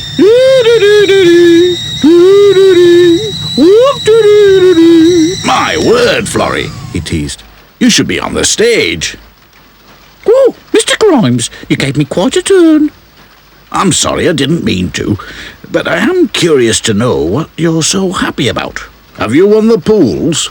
Oh, good gracious no, hooted Florrie. It's nothing like that. Just some friends of mine. They've got a caravan, and well, they've invited me for the weekend. Dotty and Sadsack listened as Florrie explained all about the caravan. It was by the sea somewhere, and although she couldn't remember exactly where, she was looking forward to it very much. Mr. Grimes said that he was going away too. Plenty of fresh air and exercise, he said. A 2-day hike. I'll be camping overnight. Gosh, hissed Dotty. Come on, let's tell the others. Up in the treehouse, the Raggy Dolls made plans. They would hide in Mr. Grimes's car, take lots of food and drink, a map and a compass, Hi-Fi's telescope. Everyone was very excited, except Sadsack. He kept thinking of a nice, cosy caravan by the seaside. Couldn't we go with Florrie instead?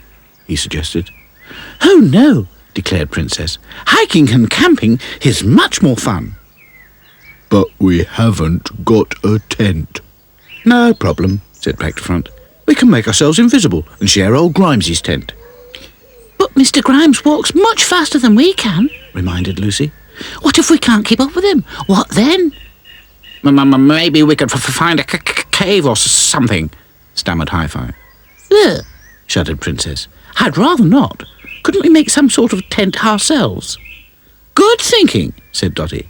We'll need sleeping bags too. Sad Sack groaned, but it was decided.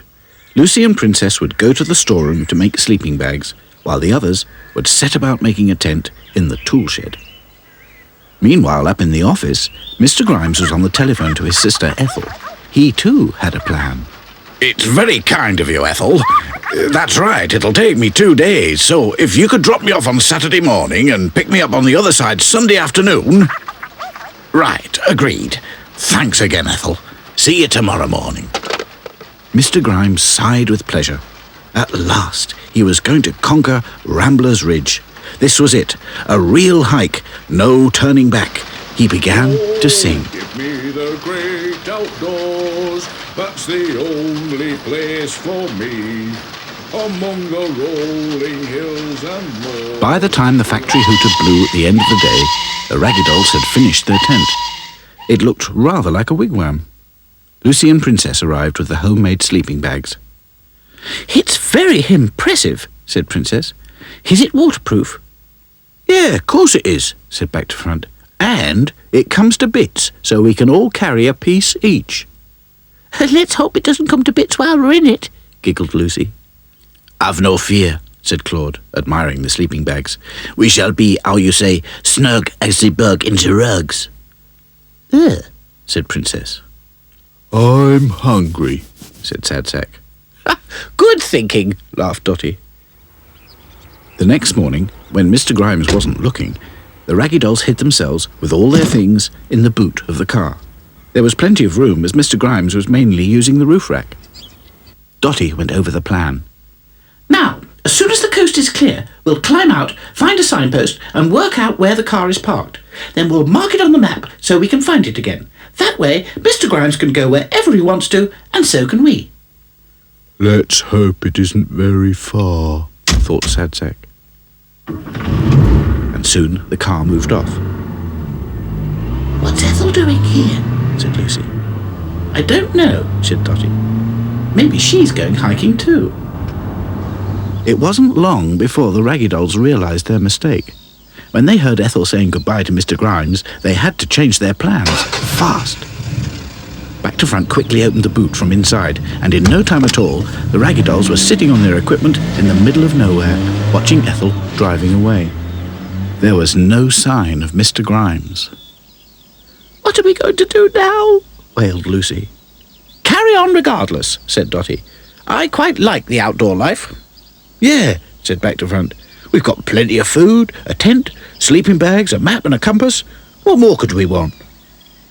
Sad Sack could think of lots of things, but he said nothing, except a sort of, Lucy was still upset. "What good is a map if we don't know where we are?" she protested. "Look," pointed Hi-Fi. "There's a signpost." It pointed to Rambler's Ridge. "Let's find Rambler's Ridge on the map," said Dotty. The Raggy Dolls soon found it. It was very long and ran from east to west.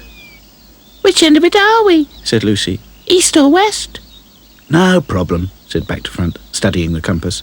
"North is behind us, so this must be where we are." He pointed to the west side. "Oh, well done," said Princess. The Raggy Dolls set off, hoping to catch up with Mr. Grimes, but there was no sign of him. On and on the Raggy Dolls trekked, until they all became quite exhausted. They decided to rest for a while. Hi-Fi took his telescope and scanned the horizon. "Look," he said. "There's Mr. Grimes." "Let me see," said Dotty. She took the telescope and gasped. She could see someone else. "Never mind Mr. Grimes. I can see a rock climber, and he's in trouble." Sure enough, the Raggy Dolls could see a man hanging from a cliff by a rope. He appeared to be unconscious. "Raggy Dolls to the rescue," stammered Hi-Fi, and he called into his headphones for the mountain rescue team. "Calling mountain rescue! Calling mountain rescue!"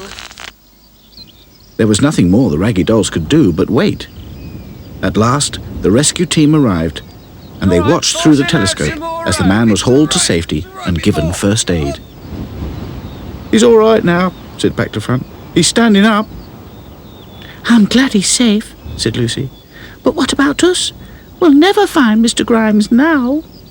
It was beginning to get dark. There's only one thing for it, said Dotty. We'll make camp and look for him in the morning. I'm sure we'll feel better after a good night's sleep. Everyone agreed, except Sadsack. He was feeling very gloomy about spending the night on Rambler's Ridge. It wasn't until the tent was set up that he began to feel more cheerful. It looked so cosy and inviting. The Raggy Dolls sat down to a supper of sausages and beans under a night sky of billions of twinkling stars.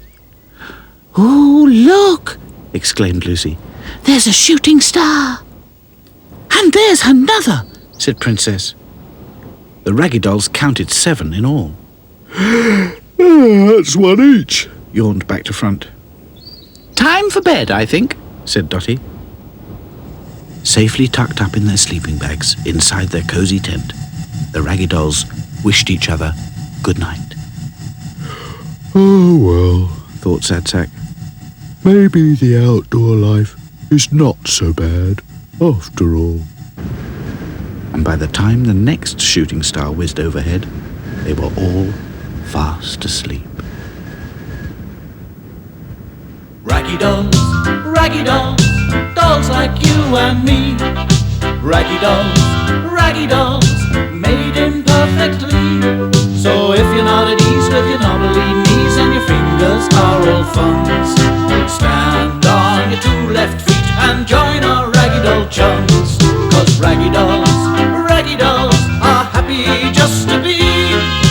Raggy dolls, dolls like you and me.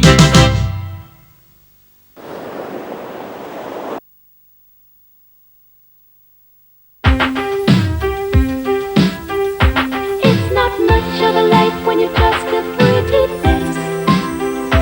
Just to be whoever you are is no disgrace. Don't be scared if you don't fit in. Look who's in the reject bin. It's the Raggy Dolls. Dolls like you and me. Raggy dolls, made imperfectly. So if you got a bump on your nose or lumps on your toes, do not despair. Be like the Raggy Dolls and say I just don't care. 'Cause Raggy Dolls are happy just to be. Raggy dolls, dolls like you and me. The Raggy Dolls were up in their treehouse reading some old magazines that Mr. Grimes had thrown out. There was something to interest each of them. Claude was reading a travel magazine. It was full of pictures of France. Dotty had a magazine about pottery, and Lucy had one on gardening. There was Do-It-Yourself for Back to Front, Cookery for Sadsack, and Modern Music for Hi-Fi. Only Princess wasn't enjoying her magazine. It was all about the royal family. She sighed a really big sigh. "Oh dear." "What's the matter?" said Lucy, looking up from an article on runner beans. "It's nothing," sighed Princess again. "It can't be nothing," said Dotty. "You must tell us, otherwise how can we help you?" "Here," said Back to Front, forgetting about his useful tips on getting shelves level. "Come on, we're your friends." By now, all the Raggy Dolls had stopped reading. Princess looked at each of her friends in turn. "You promise you won't think I'm silly?" she said at last. The others nodded. "Well, it's just that I shall never know what it's like to be a real princess. I'm only a doll." She began to sob. Sadsack put his arm around her, but couldn't think of anything to say. Even Dotty was lost for words. None of us can help being who we are," stammered Hi-Fi. "Mais oui," said Claude. "Not even with people can anyone be a king or a queen." "I suppose you're right. I am being silly." Back to Front looked thoughtful. "How do people choose a king or queen?" "I'm not sure," said Dotty. "All I know is, in England, you have to belong to the royal family to be king or queen." "Well, who was the first king and queen of England then?" wondered Lucy. "Royal families must have started somehow." nobody knew. I believe William the Conqueror was quite important, said Dotty. What did he do? Demanded Sad Sack. He conquered England in 1066 and all that, said Dotty. Sad Sack was puzzled. What do you mean? Was he good at conquers? Everyone laughed, even Princess. Not that sort of conquer, she smiled. He fought a big battle with his army of invasion and won. That's how he became King of England. Oh, said Sad Sack, not much the wiser.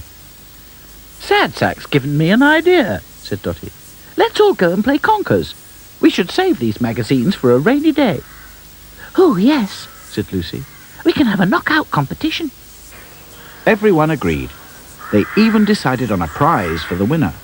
The one with the best conker would be proclaimed king or queen for the rest of the day, and all the others would have to carry out their orders like good, loyal subjects. In no time at all, they were on their way to the dark wood to search for conkers. They soon found a big horse-chestnut tree with lots of fallen conkers around its roots. We're bound to find some good ones here. No problem, said Back to Front. I quite agree, said Princess, picking up a lovely big round shiny one. Some people have all the luck, grumbled Sad Sack. The Raggy Dolls spread out and called out to each other excitedly whenever they found a bigger and better one. At last, each of them had chosen their best conker, and each of them hoped that theirs would win. Sad Sack wondered what it would be like to be king for a day, even if it was only pretending. He saw himself sitting on a magnificent throne in a great hall, with splendid royal trumpeters sounding fanfares. But somehow, he couldn't imagine the others waiting on him hand and foot and calling him Your Majesty. Hurry up, Sad Sack, called Dotty. You're lagging behind again. I'm coming, muttered Sad Sack. He hurried forward, but tripped on a bramble and dropped his conker. It rolled away under the prickles, out of sight. Oh no, he moaned. By now the others were far ahead, eager for the competition to start. Sad Sack looked around for a stick to prod with. What seems to be the trouble? Asked a friendly squirrel. I've lost my conker, said Sad Sack. Don't worry, said the squirrel. I know where there's lots of really big hard ones. Wait here. So saying, the squirrel scampered off into the brambles. In next to no time, he was back, carrying the biggest and the best conker Sad Sack had ever seen. Oh, I say, I don't know how to thank you. Don't mention it, said the squirrel. Good luck. By the time Sad Sack caught up with the others, they already had their conkers on strings. Here I am, he puffed. Don't start without me. As if we would, protested Princess. Just a minute, said Back to Front. We have to compete in pairs. As there are 7 of us, we 6 might as well begin while Sad Sack gets his conker ready. Good thinking, said Dotty. And so it was agreed. The contest began. Back to Front played Dotty, Lucy played Claude, and Hi-Fi played Princess. There were 3 winners, Dotty, Claude, and Princess. Oh well, said Back to Front. I might as well start making a throne for the final winner. Hi-Fi offered to help. I'll make a crown, said Lucy. We can't have a king or a queen for the day without a crown. Ready, said Sad Sack, dangling his conker on a string.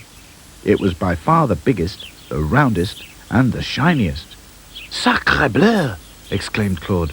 We do not stand a chance, n'est-ce pas? Size isn't everything, declared Dotty. Come on, let battle commence.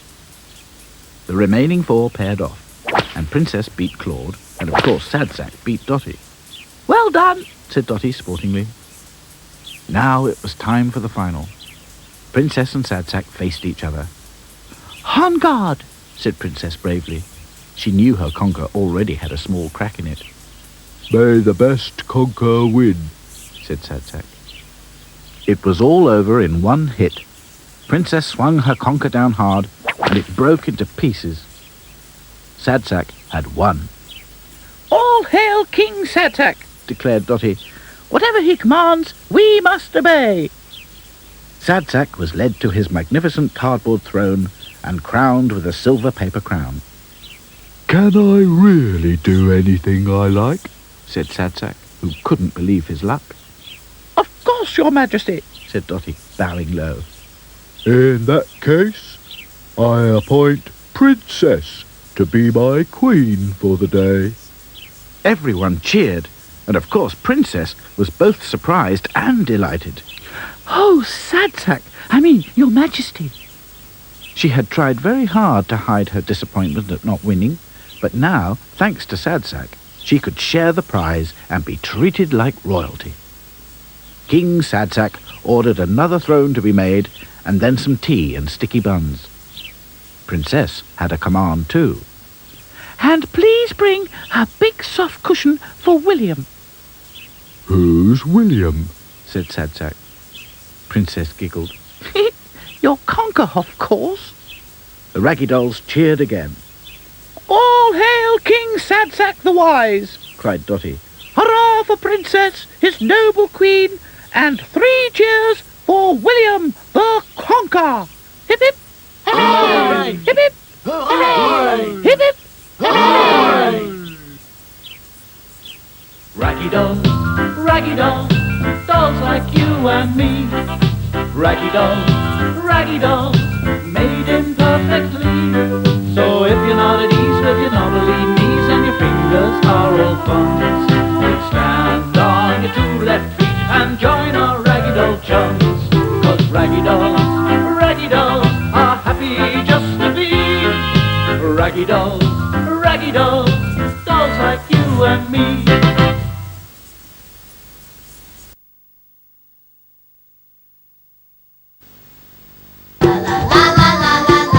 Meet Camping Boy Matt La la la la la la la. and his family and friends, La la la la la la la. and share their lives in a little village in the jungles of Malaysia. Camping Boy, every day on Pop.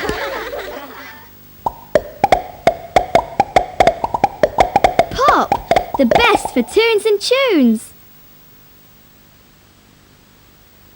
We're the Cheeky Monkeys and it's our show!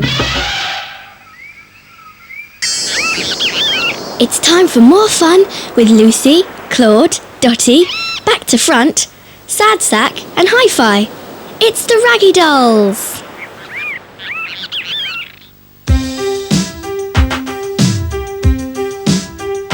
It's not much of a life when you're just a pretty face. Just to be whoever you are is no disgrace. Don't be scared if you don't fit in. Look who's in the reject bin. It's the Raggy Dolls. Raggy Dolls. Raggy Dolls. Raggy Dolls. Dolls like you and me. Raggy Dolls. Raggy Dolls. Raggy Dolls. Raggy Dolls. Made imperfectly.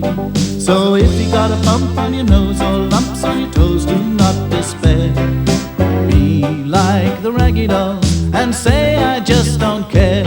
'Cause Raggy Dolls, Raggy Dolls. Raggy Dolls, Raggy Dolls. are happy just to be Raggy Dolls, dolls like you and me. This is John Clutterbuck in famine-ridden Mingala handing you back to the studio. Mr. Grimes was very thoughtful. Those poor people, he thought. It's tragic. There must be something I could do to raise money. He thought hard, but he was too tired to have any good ideas. He yawned. I'll sleep on it, that's what I'll do, he told himself. He made sure old Edward, his boyhood teddy bear, and Rupert the Roo were comfortable, and went up to bed. Rupert and Edward had seen the programme too. The world is always full of troubles, sighed old Edward. Yeah, maybe so, said Rupert. But old Grimes is right. Something's got to be done.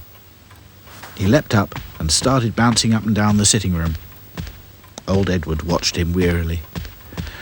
I don't know where you get your energy from, he said. I think better when I bounce, said the kangaroo. Ah, got it. I'll go and see the Raggy Dolls. What? Said the old teddy. At this time of night? But Rupert was already out of the cat flap and gone. The Raggy Dolls were fast asleep when Rupert reached the reject bin. He bounced up and looked in. Psst! Wake up! No one stirred. He bounced up again. Psst! Wake up! He whispered loudly. The Raggy Dolls were still fast asleep. Struth, muttered Rupert. They're miles away, in the land of Nod. He bounced up even higher and called. Oi! Come on, you lot! Show a leg! That did it. The Raggy Dolls woke up in total confusion. Rupert, said Dotty crossly when everyone had calmed down. Don't you realise it's the middle of the night? Yeah, sorry about that, but listen. The kangaroo explained all about the people in need he'd seen on television and how desperate they were through no fault of their own. You're absolutely right, said Princess. But how can we help? We'll just have to put on our thinking caps, said Dotty. Let's go down to the canteen and make a pot of tea, suggested Lucy. Everyone agreed. Over cups of tea, the Raggy Dolls had several ideas for raising money. Maybe Mr. Grimes could make a collection in the factory, suggested Hi-Fi. Oh, yes, said Lucy. I'm sure everyone would give very generously. Said Dotty. That would raise a certain amount, but we need as many people as possible to give as much as they can. No problem, said Back to Front. All Mr. Grimes needs to do is open the factory to the public, show them how the toys are made, and charge them an entrance fee. All in a good cause. Brilliant, said Dotty. An open day in aid of people in need. It's bound to be a great success. Everyone was very excited about the idea, except Sad Sack. There's just one problem, he said. Mr. Grimes hasn't thought of the idea yet. Sad Sack's right, said Lucy, suddenly disappointed. How are we going to get Mr. Grimes to do it? I've got it, said the kangaroo in midair. He landed on the table. We'll just have to make him think he thought of the open day all by himself, he grinned. How are we going to do that? Demanded Sad Sack. Rupert winked. Follow me, he said. Mr. Grimes was sound asleep and snoring gently when the Raggy Dolls and Rupert crept silently into his bedroom. Are you sure this is going to work? Whispered Princess. Yeah, no worries, whispered Rupert. He neatly hopped up onto the bed and, taking care not to disturb Mr. Grimes, edged his way to the pillow. When he was right next to Mr. Grimes's ear, he spoke softly, in a low voice. Mr. Grimes, can you hear me? Mr. Grimes grunted, but did not wake up. The Raggy Dolls held their breath. Rupert continued. Mr. Grimes, you want to help the people in need, don't you? Yes, mumbled the sleepy Mr. Grimes. Then listen carefully. The next morning, Mr. Grimes was a bundle of energy. He put the phone down just as Florrie Fosdyke came in with his morning cup of coffee. Ah, Florrie, good morning. I've just spoken to the local paper and they've agreed to do a big article and a full-page advertisement. Completely free. Sorry, Mr. Grimes, said Florrie, but I'm afraid I don't know what you're talking about. Mr. Grimes chuckled. The open day, Florrie. This Saturday. I've decided to open the factory to the public in aid of people in need. Hopefully we shall raise a lot of money. What do you think? Florrie had also seen the programme. I think it's terrific, Mr. Grimes. What a wonderful idea. I don't know how you think them up. Neither do I, Florrie, said Mr. Grimes. Neither do I. The Raggy Dolls were delighted when they heard that their plan had worked. They sat up in the treehouse, out of the way of all the preparations. Back to Front was impressed. I must say, old Grimesy really knows how to get things done. I've never seen a factory so busy. When Saturday came, so did lots of people. The first thing they saw was Bert, the factory foreman, dressed as a teddy bear. He collected the entrance money and posed for photographs. Inside the factory, safety ropes were put up to stop people getting too near the machines, but they could see how the toys were made quite clearly. Mr. Grimes proudly explained that only the finest materials were used, and that if any toy did not come up to the right standard, it was put in the reject bin. One child asked to see the reject bin, but of course it was empty. The Raggy Dolls were hiding with Rupert in the canteen, where Florrie was busy selling teas and cakes and orange squash. The sight of all the visitors eating made Sad Sack feel quite hungry. I hope they leave some for us, he whispered. So do I, said Lucy. But Florrie's got to make as much money as she can. I suppose everyone should go hungry once in a while, he thought, just to know what it's like. When the last visitors had gone, Mr. Grimes thanked everybody for giving up their day off and working so hard for people in need. Bert and I have counted the money, he said, and I'm sure you'll all agree that it's all been very worthwhile when I tell you how much we've raised. The Raggy Dolls listened impatiently. It's quite a tidy sum, I can tell you. Then why doesn't he? Muttered Rupert. Struth, what a windbag. We have raised the amazing sum of just over £1,000. Well done, everybody, concluded Mr. Grimes. The Raggy Dolls and Rupert looked at one another and smiled. There was nothing more to be said.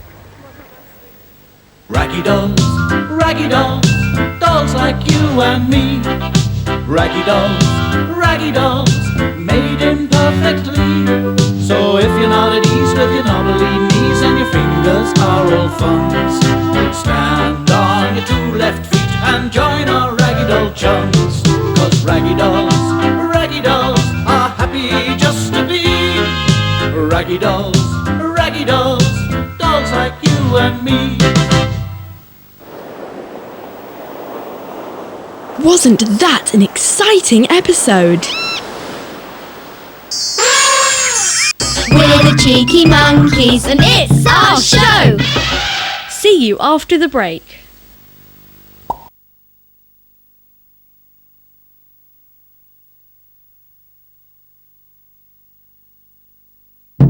I'm a cheeky monkey.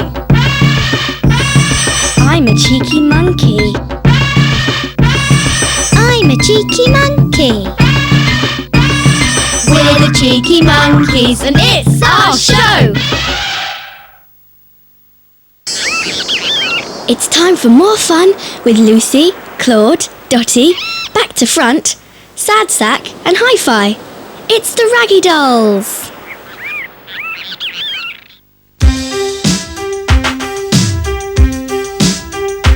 It's not much of a life when you're just a pretty face. Just to be whoever you are is no disgrace. Don't be scared if you don't fit in. Look who's in the reject bin. It's the Raggy Dolls. Raggy Dolls. Dolls like you and me. Raggy Dolls. Raggy Dolls. Made imperfectly. So if you got a bump on your nose or lumps on your toes, do not despair. Be like the Raggy Dolls and say I just don't care. 'Cause Raggy Dolls are happy just to be Raggy Dolls, dolls like you and me. It was a fine Saturday morning, and the Raggy Dolls were having breakfast in the factory canteen. All except Hi-Fi and Back to Front. They were in the tool shed, making a skateboard. Someone ought to go and tell them breakfast is ready, said Dotty. I'll go, said Lucy. I'd like to see how they're getting on. Hi-Fi and Back to Front were having problems. It had been easy enough to cut out the board to stand on, but finding the right sort of wheels and the right size was proving to be difficult. They had tried corks with bent nails through them, but they were too soft. They'd tried cotton reels, but they were too hard. They were wondering what to do next when Lucy arrived. Breakfast is ready, she said. How are you getting on? No, not too good, stammered Hi-Fi. We're having problems with the wheels, said Back to Front glumly. Never mind, said Lucy. Come and have some breakfast, and we'll all think about it. On their way to the canteen, they met Rupert the Roo, who was full of his usual bounce. "G'day, Sports. What you doing? Is there anything I can do? I'm just itching to get stuck into something." Well, we're just about to have breakfast, said Lucy. You can join us if you like. "Ah, no thanks, I'm stuffed. I just had breakfast with old Edward. Boy, can that bear eat." "You don't happen to know where we can find some small wheels, do you?" interrupted Back to Front. "Only we're trying to make a skateboard, and we've run into a bit of a problem." Rupert stopped bouncing. "Struth! You? With a problem? This must be serious." Back to Front explained all about the wheels. "Say no more, Sport. Leave it to me. I'll make some inquiries." And with one enormous bounce, he was gone. Old Edward, Mr. Grimes' boyhood teddy bear, was just about to have a snooze after his big breakfast. Suddenly, Rupert bounced in. "Say, Edward, wake up! You don't happen to know where I can get my hands on some small wheels, do you?" "Small wheels?" muttered Edward. "What on earth do you want small wheels for? I'd have thought you were mobile enough as it is." "Ah, they're not for me," explained the kangaroo. "They're for the Raggy Dolls. They want to make a skateboard." "A skateboard?" said the old teddy bear. "What's a skateboard?" Rupert shrugged. "I don't know. Anyway, they're trying to make one, and I promised to find them some small wheels." Rupert began looking in the most unlikely places. Under cushions, potted plants, up the chimney. "Oh, what are you doing?" said old Edward wearily. "I know where some are, but I don't see how you could use them." Where? demanded Rupert eagerly. "Well, they're on the tea trolley, but..." Seconds later, he was back, clutching the 4 little casters from the legs of Mr. Grimes's tea trolley. "These'll do great, no worries. Thanks, Sport." The happy kangaroo kissed the old bear on the head and bounced out, leaving the old teddy still protesting. "But you can't take them. Old Grimesy uses that tea trolley. Oh dear, what have I done?" The Raggy Dolls had just finished breakfast and done the washing up when Rupert came bounding in. He was grinning from ear to ear. G'day is what I say, no matter what you do. Be it work or be it play, I'm the Roo for you." "Good heavens," said Dotty. "Poetry at this hour of the morning. What are you so pleased about?" "Ta-da!" Rupert produced the 4 little wheels with a flourish. "Wow!" stammered Hi-Fi. "They look perfect." "Come on," said Back to Front, not stopping to think where they came from. "Let's all go to the tool shed and put them on right away." In no time at all, Back to Front had fixed the wheels onto the board. He put one on each corner, and not only did they spin quite freely, they could also turn in any direction. "Are you sure they should do that?" said Sadsack. "Yeah, no problem," said Back to Front. "It just means you can go round corners easily, that's all. Come on, let's test it." Hi-Fi and Back to Front had already made a long ramp from a plank of wood that ran down to the concrete factory yard. They had also made helmets from little plastic flower pots and knee and elbow pads from old tennis balls. Lucy giggled. Oh dear, I'm sorry, but you do look very comical. Back to Front didn't mind. "Better safe than sorry," he said. "Do you want to go first, Hi-Fi?" No, it's okay. You can go first if you like." Back to Front proudly walked up the ramp with the skateboard and positioned it at the very top. "Don't Don't you think you ought to test it on level ground first? Said Dotty, becoming concerned. No problem, said the daring back to front. You've got to build up a bit of speed to test it properly. Everyone held their breath. Back to front carefully climbed onto the skateboard, but no sooner had he stood up than he started zooming down the plank. Whoa! He yelled. Oh my goodness! Exclaimed Lucy. He went so fast that as soon as he reached the concrete of the yard, he started spinning round and round, as fast as a spinning top.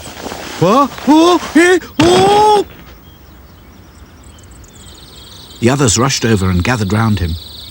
Back to front looked up, and was still so dizzy the others seemed to be floating slowly around him. Wow, was all he could say. Are you all right? Asked Dotty. What do you think of the wheels then? Said Rupert, rather inappropriately. I knew they weren't the right sort, said Sad. Back to front slowly picked himself up, just as old Edward and Mr. Marmalade, the factory cat, arrived on the scene. Is Back to Front hurt? Asked Mr. Marmalade. No, I'm all right, said Back to Front, thanks to my knee pads and helmet. Good, said the big ginger cat. Then I must insist that you return the wheels to Mr. Grimes's tea trolley immediately. The Raggy Dolls looked at Rupert. So that's where you got them from, said Dotty. Honestly, Rupert, you should have known better. Well, I tried to tell him, but he was in too much of a hurry, said old Edward. Chuckled Mr. Marmalade. Rather like our dizzy friend Back to Front. Now, if only you'd come to me, I could have told you where a real skateboard is. What? Gasped Back to Front. Really? Where? Do you mean to say that you still wish to pursue this absurd vehicular activity? The Raggy Dolls nodded. Oh, very well, sighed Mr. Marmalade. He told them where to find the skateboard. It was in the cupboard under the stairs in Mr. Grimes's cottage. It belonged to Oz, one of Mr. Grimes's nephews. Boz had broken his, and the terrible twins had argued so much that he'd had no choice but to confiscate it. And so, for the rest of the day, the Raggy Dolls whizzed happily about the factory yard on the proper skateboard, pushed along by Rupert's powerful big feet. No worries is the thing to say. Ask any kangaroo. The Raggy Dolls can skate all day. Fair dinkum and yahoo! Raggy dolls, dolls like you and me. Raggy dolls, made imperfectly.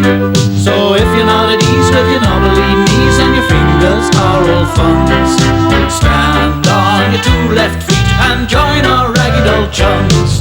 'Cause Raggy dolls are happy just to be Raggy dolls, dolls like you and me. I really like that. We're the Cheeky Monkeys and it's our show! Pop will be back after the break.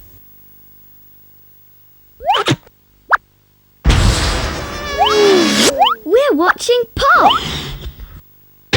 Coming soon on Pop, all new cartoons, brand new characters, brand new adventures.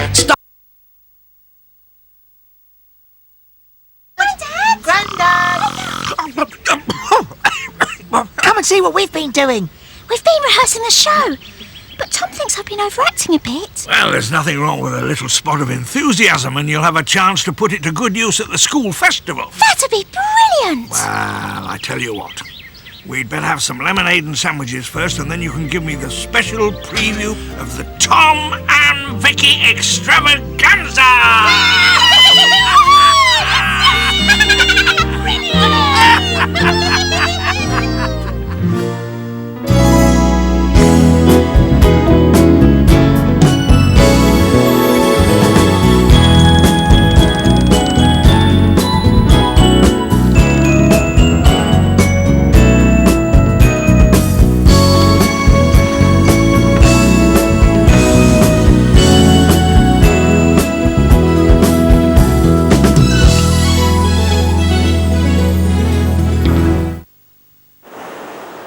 was a super duper episode.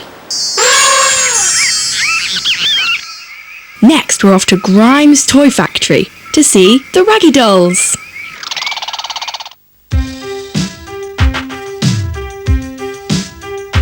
It's not much of a life when you're just a pretty face. Just to be whoever you are is no disgrace. Don't be scared if you don't fit in. Look who's in the reject bin. It's the Raggy Dolls. Raggy Dolls. Raggy Dolls. Raggy Dolls. Dolls like you and me. Raggy Dolls. Raggy Dolls. Raggy Dolls. Raggy Dolls. Made imperfectly. So if you got a bump on your nose or lumps on your toes, do not despair. Be like the Raggy Dolls and say I just don't care.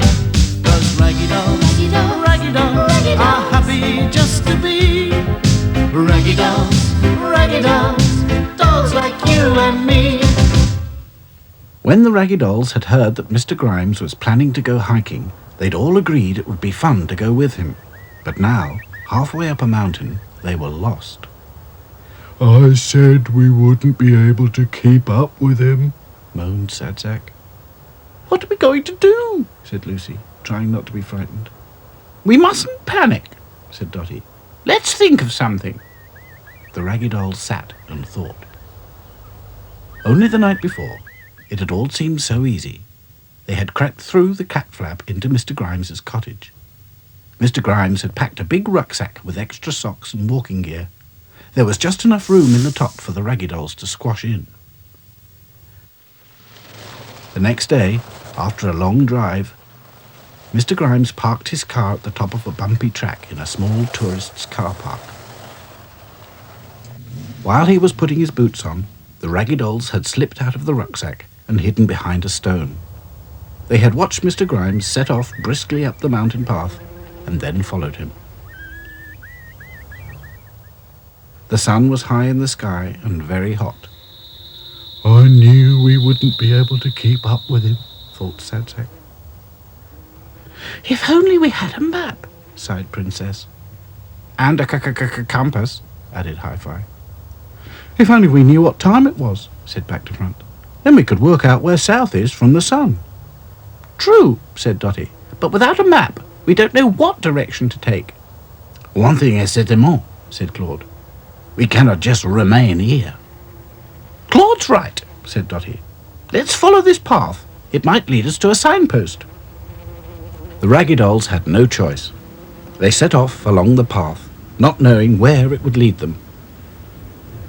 On and on they trudged, right round the mountain, but they found no signposts, only more mountains. Some sheep were grazing nearby. Suddenly, a lamb hopped out from behind some rocks. Lost, eh? He bleated. The Raggy Dolls nodded, too tired to speak. Where do you want to get to? The lamb listened as Dotty explained how they had to find Mr. Grimes's car in order to get home again. No cars up here, said the lamb. You have to go down to find cars. Of course, said Dotty. Good thinking. If we go down the mountain, we're sure to find a road. The Raggy Dolls thanked the lamb and set off down a steep path that the sheep used. It was much easier going down than up. The Raggy Dolls skipped and jumped until they found themselves standing by a long, straight, grassy track that led over the brow of a hill. Well, it's not much of a road, but at least it does seem to go somewhere. But where? Said Lucy. All the exercise had made Sadsack feel quite dizzy. He noticed a nearby stone that was just right for sitting on. He was just about to sit on it when he spotted some letters carved on the side. What does this mean? He asked. The others looked. It said, Via Romani. It's Latin, stammered Hi-Fi. It means Roman road. Then it must lead somewhere, said Dotty. The Romans always built their roads in a straight line, the shortest distance between two places. Yeah, but how far away are the places? Warned Back to Front. Those Romans used to march for hundreds of miles. Then we'll just have to be like the Romans, said Dotty. Come on, troops, best foot forward. Sad Sack groaned and wondered where Dotty got her energy from.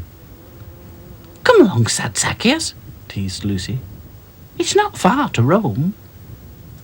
On and on the Raggy Dolls marched, up one hill and down another. The hot sun shone down, and Sad Sack began to drop further and further behind. He began to imagine what it was like to be a Roman soldier. He felt heavy, as though he was wearing a helmet, and armor, and carrying a spear, and a shield. Then he noticed the others. They were dressed as Romans too. It's not fair, thought Sad Sack. Why can't I be emperor? Column, halt! Just then, Dotty held up her hand. Rest here, everyone. I shall go on ahead. Back to Frontiers, come with me. At once, General Dotius, said Back to Front, giving a Roman salute. Claude and Hi-Fi gently lowered Princess, while Lucy kept on fanning. Oh, Claudius, sighed Princess, this journey is so tedious. Sing me her song. Claude bowed and picked up a stringed instrument.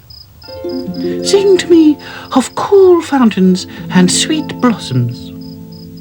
And Lucius, commanded Princess, please try not to make so much noise with that fan. Sad Sack could not believe his ears. Lucy said nothing and gave a little curtsy, even though she knew the ostrich feathers made no sound at all. This is outrageous, thought Sad Sack. If I was emperor, I'd soon put a stop to all this slavery. As if by magic, Sad Sack found himself dressed in a toga and wearing a crown of laurel leaves. He stuck out his chest and walked grandly towards the others. He was just about to give them a piece of his mind when he tripped on his toga. Oh no, said Princess. The Emperor has fallen down. The others rushed to help him. They carried him to a nearby stream, where they splashed cold water on his face. It's all right, he mumbled. You don't have to do it. I've abolished slavery. What are you talking about? Said Lucy. I think perhaps he has a touch of the sun, n'est-ce pas? Said Claude. Sad Sack sat up and blinked. His friends were back to normal again. Sorry, he said. I don't know what came over me. You collapsed, said Hi-Fi. Just then, Dotty and Back to Front returned. Good news, said Dotty. We found someone who can take us to the car park. It was a friendly old sheep with curly horns. This is what rambling's all about, declared Dotty. Skylarks sang, and cool, fresh mountain air, mixed with the scent of heather, made them all feel very happy indeed. It was late afternoon by the time they got to the little car park. The Raggy Dolls thanked the sheep and said goodbye, just as Mr. Grimes came hobbling down the mountain path. He was weak at the knees, but he'd become a dedicated rambler. Later that evening, after a slap-up tea of sausages and mash, the Raggy Dolls agreed it was the best day out they'd ever had, apart from getting lost. Next time we'll be more prepared, said Dotty. Next time, groaned Sad Sack. Are we going again? Yeah, said Back to Front. Why not? You never know, said Lucy. You might get to like it. We're the Cheeky Monkeys and it's our show! Next, we're off to Grimes Toy Factory to see the Raggy Dolls.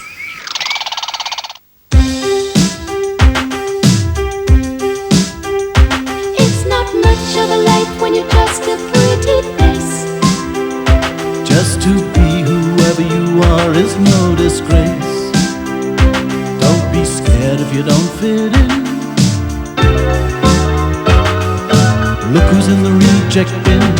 It's the Raggy Dolls. Raggy Dolls. Raggy Dolls. Raggy Dolls. Dolls like you and me. Raggy Dolls. Raggy Dolls. Raggy Dolls. Raggy Dolls. Made him perfectly. So if you got a bump on your nose or lumps on your toes, do not despair.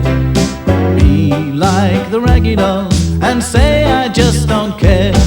'Cause Raggy Dolls, Raggy Dolls. Raggy Dolls Raggy are Dolls. happy just to be Raggy Dolls, Raggy Dolls, dolls like you and me.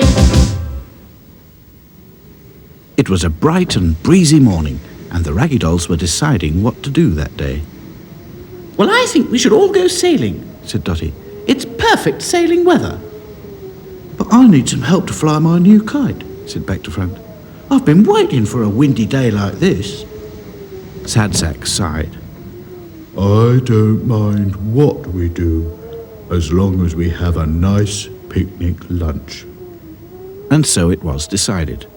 They would go sailing, find a picnic spot, fly the kite all afternoon, and be back in time for tea.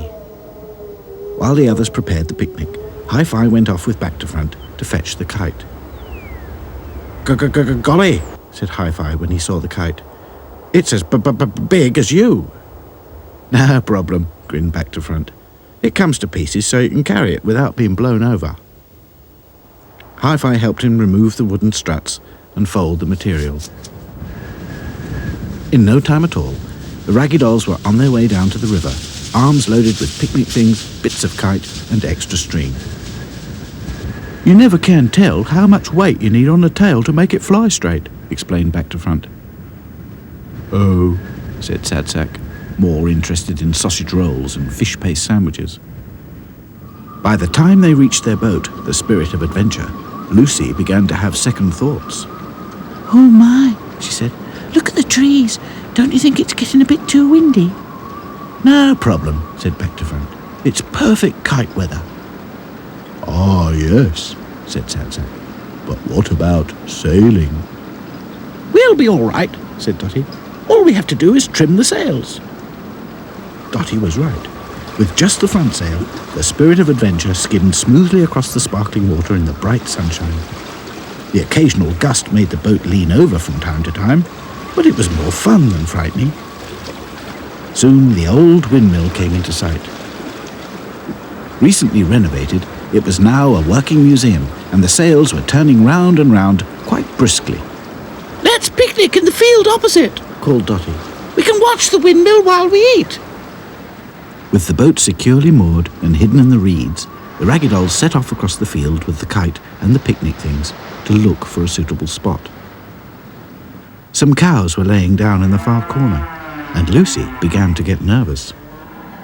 Do you think those cows will mind us using their field? She asked timidly. Not at all, said Dotty. Cows don't bother anyone. At last they decided on a soft grassy hump to sit on. But when they tried to set out the picnic things, the wind kept blowing the tablecloth all over them. Sacre bleu! Exclaimed Claude. This is no good. How about under that big tree? He pointed to a tall oak tree in the middle of the field. It had an enormous trunk and huge spreading roots. Good thinking, said Dotty.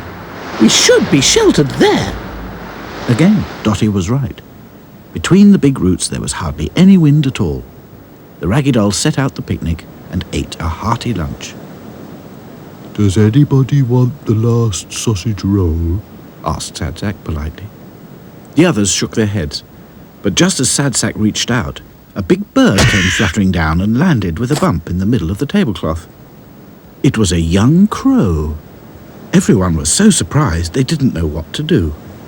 Oh, excuse me, said the bird, flapping about unhurt. I thought I was ready to fly. Sorry. The Raggy Dolls listened as the young bird explained how he'd been stretching his wings when the wind suddenly caught him and blew him out of the nest. Never mind, said Lucy. You look as though you're ready to fly. I'm sure it won't be long before you can. The young crow shook his head. Not today. Not in this wind. Well, it's too risky for you to stay on the ground, said Dotty. We'll have to help you get back up into your nest. The Raggy Dolls looked up at the tree. Even the lowest branches were far above their heads. It was impossible for them to climb. Suddenly, Back to Front had a brainwave. "I know," he said. "We'll use the kite." But how? said Lucy. Back to Front explained his plan. He would tie himself to the tail of the kite, and the wind would lift him and the bird as high as the top of the tree. The others could pull him until he was just above the tree. Then he could climb down and put the bird back in the nest. Are you sure it'll work? Said Dotty. It sounds a bit risky to me. No problem, said Back to Front. It's a big kite. It can easily take my weight. No one had a better idea. And so, the Raggy Dolls prepared to launch the kite, with Back to Front tied to the end of the extra long tail, holding the young bird. The wind was so strong that Claude and Hi-Fi had to struggle to hold the kite upright. At last, the others pulled the string tight, and the kite rose very quickly up into the air. Back to Front nearly lost hold of the bird as he was yanked off the ground. "Whoa!" he called, already nearly as high as the tree. Are you all right? called Dotty. No problem, came the reply. The bird had his eyes shut. Was all he said. Claude and Hi-Fi rushed to help the others. The higher the kite flew, the more strength it needed to hold the string. At last, Back to Front was as high as the tree, but no matter how hard they tried, the Raggy Dolls could not pull him over it. "It's no use," moaned Sad Sack. "We'll have to pull him down." But they couldn't manage that either. Oh dear, wailed Lucy. I can't hold on. My arms are coming off. Hang on, whatever you do, yelled Dotty. No one noticed the big friendly cow who had slowly wandered across the field to see what was going on. "Moo," she said. "What are you trying to do?" Dotty quickly explained. The sleepy cow helped them wrap the kite string around her neck, and then effortlessly pulled the dangling Back to Front to just above the tree. He cut himself free and grabbed a branch with his legs, and the kite flew far, far away. Oh dear, said Lucy. We've lost the kite. Never mind, said Dotty. It was far too big for us to manage anyway. She turned to thank the cow, but it was already plodding back to the rest of the herd. She'd had enough excitement for one day. Meanwhile, Back to Front had climbed down into the tree and returned the bird to the nest. Now he sat on the lowest branch, wondering how to get down.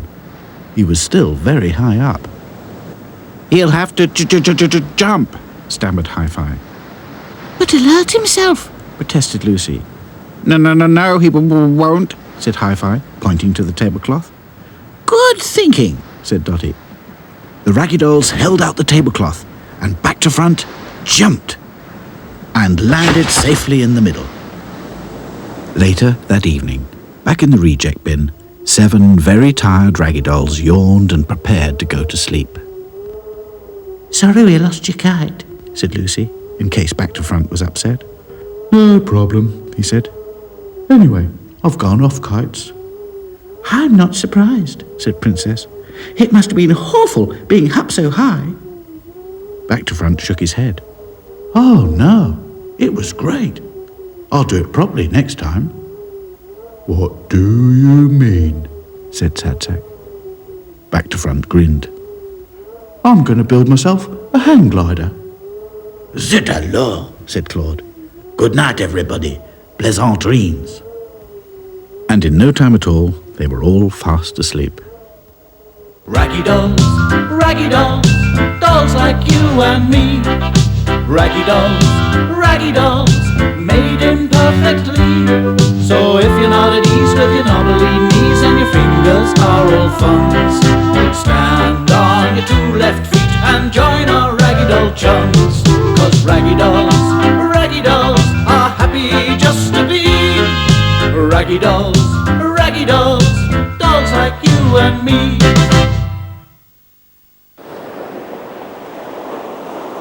Wasn't that an exciting episode?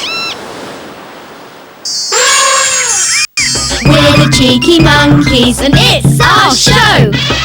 We'll be right back.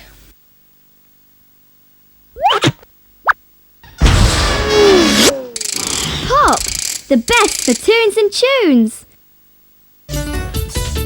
Congrats! It's not much of a life when you're just a pretty face.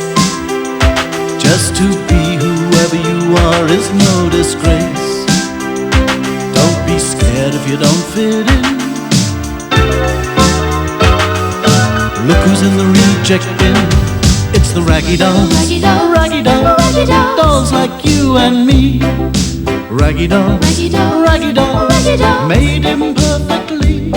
So if you got a bump on your nose or lumps on your toes, do not despair. Be like the Raggy Dolls and say I just don't care. 'Cause Raggy Dolls, Raggy Dolls. Raggy Dolls, Raggy are Dolls. happy just to be Raggy Dolls, Raggy Dolls, dolls like you and me. The Raggy Dolls were out for a walk. They were on their way to see old Hercules, the retired cart horse. Rupert the Roo had decided he would like to come too. You'll have to speak up when you meet old Hercules, said Dotty. I'm afraid he's a little hard of hearing. More like stone deaf, thought Sad Sack. No worries, said the kangaroo, pleased to be out and about. At last, they reached the gate to Hercules' field, but there was no sign of him. That's odd, said Back to Front. He's normally out in his field this time of year. I wonder where he could be. Oh dear, said Lucy. I hope he's not feeling poorly. Let's all go down to the farm, said Princess, and make some enquiries. Good thinking, said Dotty. Maybe the other animals know something. Everyone agreed. The Raggy Dolls approached the farm with caution. Sometimes big tractors rushed about, and there were lots of other bits of machinery and equipment that could be dangerous. They hid behind some straw bales and surveyed the scene. No one seemed to be about. Look, pointed Back to Front. there's Wally the goose. Let's ask him if he knows what's going on. But before anyone could make a move, Rupert the Roo bounced across the yard and said, "G'day, sport, how's it going?" Poor Wally was startled out of his wits. He flapped and ran away, honking. Unk, unk, alien attack, unk, unk. The noise woke up old Sam, the farm dog. He looked up, saw the Raggy Dolls, and came hobbling towards them.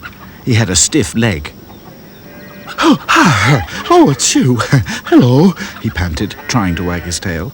Good to see you. Oh. Sorry we scared Wally, said Hi-Fi. Oh, don't mind him, said the friendly old farm dog. He always thinks he's on guard. The Raggy Dolls introduced Rupert and explained they were looking for old Hercules. Sam was puzzled. He's not in his field, you say? Well, I don't know. I have been asleep. It's such a hot day. I don't suppose you could get me a bowl of water? Of course, said Princess. But when she looked in his bowl, it was already full of water. She very nearly laughed and wanted to tell him, but she quickly realized it would be kinder not to. Here you are, she said, winking at the others. Oh, thanks. You are kind. Why don't you go and look in his stable? Sorry I can't be more help. I better lie down. It's the leg, you know. As soon as Sam was comfortable, the Raggy Dolls said goodbye and made their way to the stables. As they walked, Dotty had a quick word with Rupert. Please, Rupert, I know you don't mean any harm, but do try not to bounce around quite so much. These animals are simply not used to kangaroos. Rupert understood. It's truth, no worries. The last thing I want is all of them doing a Wally on me. There were two stables, one for Jeremy, the Welsh pony who belonged to Penelope, Farmer Brown's daughter, and one for Hercules. Both were empty. This is most mysterious, said Claude. What is going on around here? The place seems deserted. Let's try the cowshed, suggested Lucy. But when the Raggy Dolls peeped into the cowshed, it too appeared to be empty. Oh, they must all be out in the meadow, said Back to Front, chewing the cud or whatever it is they do. Said Dotty. Let's go and see the pigs. But the pigs were too busy laying on their sides in the mud to know what was going on. One of them suggested they go and ask the chickens. They were always gossiping. They were sure to know. Most of the chickens were out, ranging about, but 2 broody hens sat on their nest boxes, protecting their eggs. As soon as they saw the Raggy Dolls, they squawked in alarm.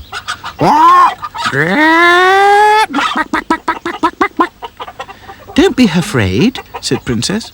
"We only want some information." "No, you don't. You want our eggs." Dotty realised she had to be firm. "Please be quiet." The hens paid attention. "Thank you," said Dotty. "All we want to know is what's happened to Hercules. Do you know where he is?" The hens looked at one another and shook their heads sadly. They took turns to speak. They took him away. This morning. In a horse box. The Raggy Dolls were stunned. Surely Farmer Brown would never sell old Hercules. He'd already been put out to grass. His hard-working days were over. They couldn't bear to think of where he had been taken. "Oh, I see. Thank you." The Raggy Dolls returned to the straw bales and sat down in silence. No one could think of anything to say. Rupert the Roo cleared his throat. "It's a pity I never got to meet him. He sounded quite a character." The Raggy Dolls nodded, and even the boisterous kangaroo was lost for words. Just then, Farmer Brown's daughter Penelope came riding into the yard on Jeremy, her Welsh pony. At the same time, Trevor, the farm apprentice, emerged from the barn. "Oh, hello, Penny," he said. "How did the jumping practice go?" Penelope patted her pony. "He's a clever boy. Didn't put a foot wrong. 2 clear rounds." "Well done. I reckon you're in with a chance tomorrow." The Raggy Dolls listened, horrified that Penny and Trevor could be so cheerful after poor old Hercules had been taken away. "Well, we'll see. Is Daddy back yet?" "Not yet, no. Just as well. I've only just finished painting the wagon." "Oh, look," said Penelope. "Here he comes now." A big horse box drew into the yard, and in no time at all, the back was opened, and out stepped Hercules, with his mane all trimmed, polished hooves, and 4 new horseshoes. The Raggy Dolls gasped in delight. They watched as Farmer Brown and Trevor wheeled a beautifully painted old-fashioned hay cart out of the barn. "There you are, old boy," said Farmer Brown. "What do you think of that?" Old Hercules nodded his approval, and Trevor led him away to his stable. "Give him plenty of hay and oats," ordered Farmer Brown. "He's got a long day tomorrow." As soon as they could, the Raggy Dolls joined Hercules in his stable. They climbed up on his manger so that he could hear what they had to say. "We were ever so worried about you," said Lucy. "Oh, you needn't have hurried," said the old cart horse. "It's not until tomorrow." "What's happening tomorrow?" demanded Sad Sack in his loudest voice. Old Hercules looked surprised. "Don't you know?" He lifted his head and stood proudly. "It's the Royal County Show, and I'm to take part in a display of heavy horses." "How exciting," said Princess. "Can we come too?" asked Hi-Fi. "Oh, yes, there's lots to do," said Hercules. "Polish the harness, shine up the brass. You can help me to get ready if you like." The Raggy Dolls laughed. They couldn't think of anything else they'd rather do. Raggy dolls, dolls like you and me. Raggy dolls, made imperfectly. So if you're not at ease with your knobbly knees and your fingers are all thumbs, stand on your 2 left feet and join our Raggy Doll chums. 'Cause Raggy dolls are happy just to be Raggy dolls, dolls like you and me.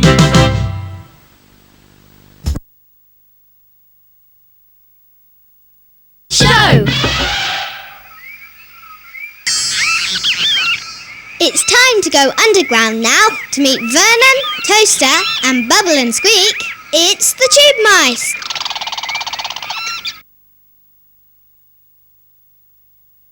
It's not much of a life when you're just a pretty face. Just to be whoever you are is no disgrace. Don't be scared if you don't fit in. Look who's in the reject bin.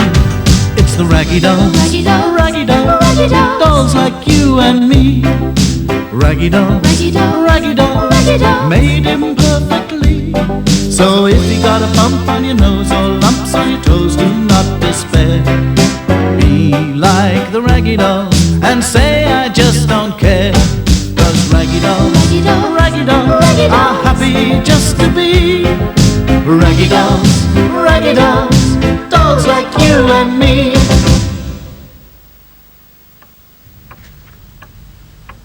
Every morning at 8 o'clock, the Raggy Dolls heard this sound. It was the hooter on Mr. Grimes' toy factory, calling people to work. But for a whole week, the hooter didn't blow and no one came to work. The main gates were padlocked, and Mr. Grimes slipped in through a side door and sat in his office all alone, from morning to night. The Raggy Dolls could hear him muttering to himself. I don't know.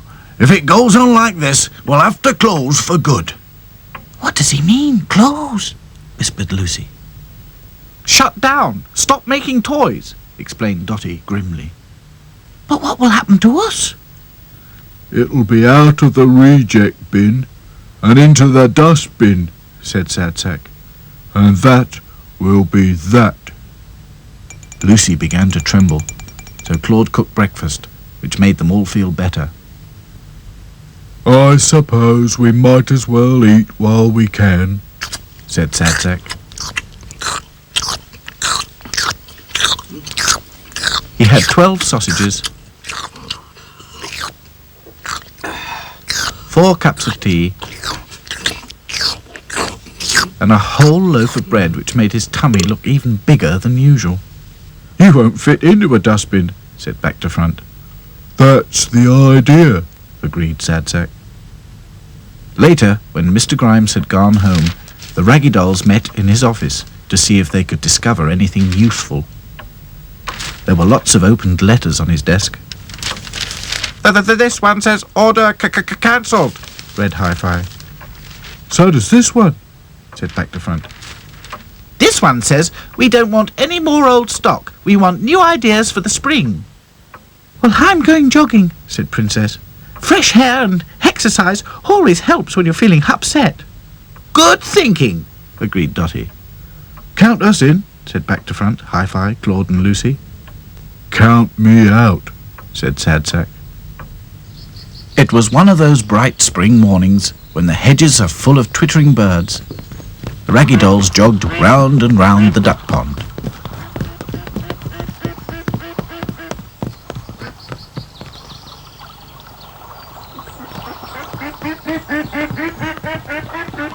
Mother Duck had just hatched a new batch of ducklings. She was looking very pleased with herself. The years passed ever so quickly, said Lucy. Do you remember the ducklings we had last spring?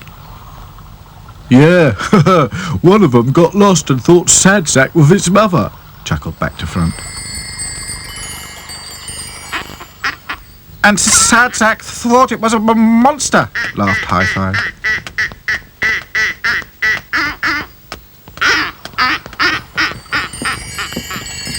On their way home, none of them noticed that a duckling was following them. Sad Sack was catching up on sleep.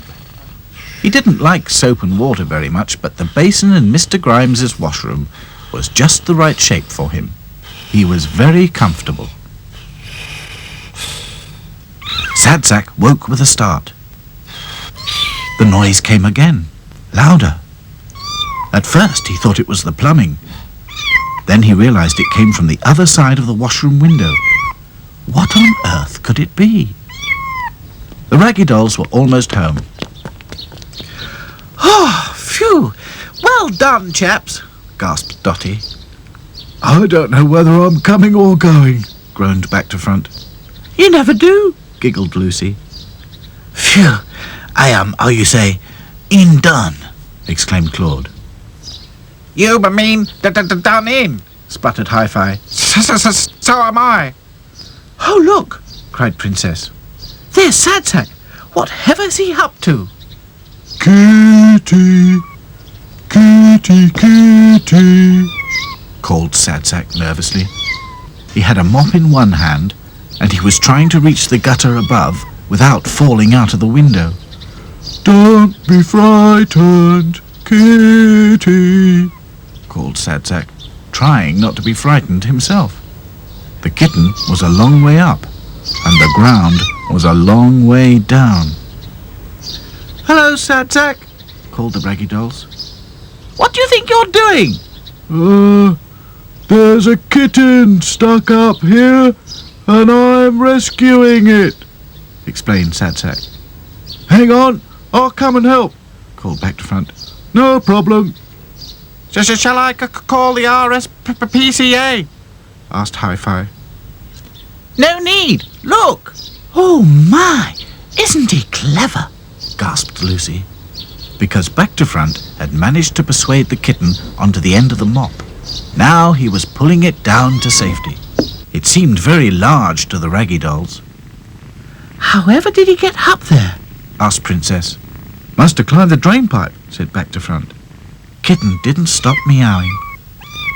Claude decided it was thirsty, so he fetched some of... Thirsty. Gonna get juice. Hey, guard those fish, buddy boy. Don't let any dodo near them. My buddy. Bob? Where'd you go? Hey! Bob! You there? Where are you?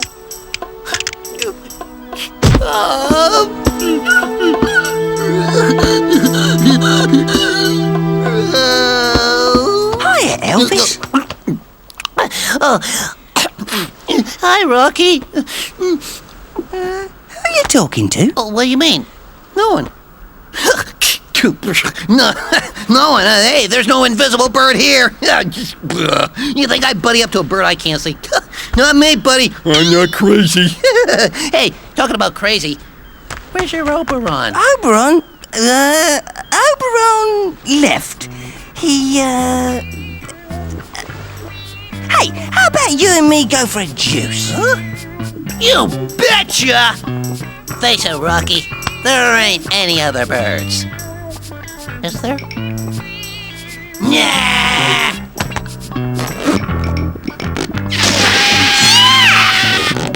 You're disgusting!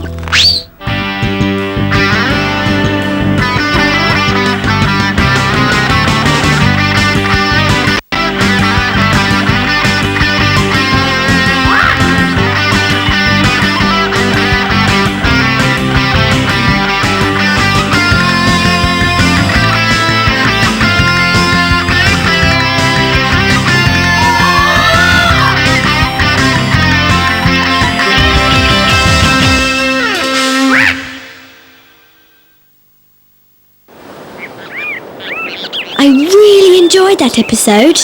Did you? We're the Cheeky Monkeys and it's our show! Keep watching Pop.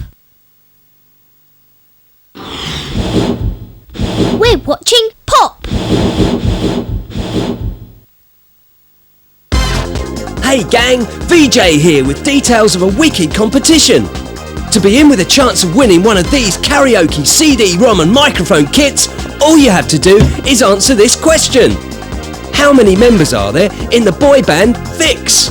Are there A, 7,000, B, 32 or C, 5? You can enter by writing to VJ's Karaoke Giveaway, PO Box 34992, London SW6 4XB. Once again, that's VJ's Karaoke Giveaway, PO Box 34992, London SW6 4XB. or you can send an email to vj@popclub.tv. Don't forget to include your name, address and answer. Good luck, gang, and keep looking out for more competitions on Pop!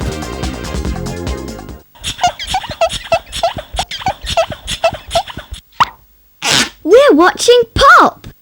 We're the Cheeky Monkeys and it's our show! It's time for more fun with Lucy, Claude, Dotty, Back to Front, Sad Sack and Hi-Fi. It's the Raggy Dolls!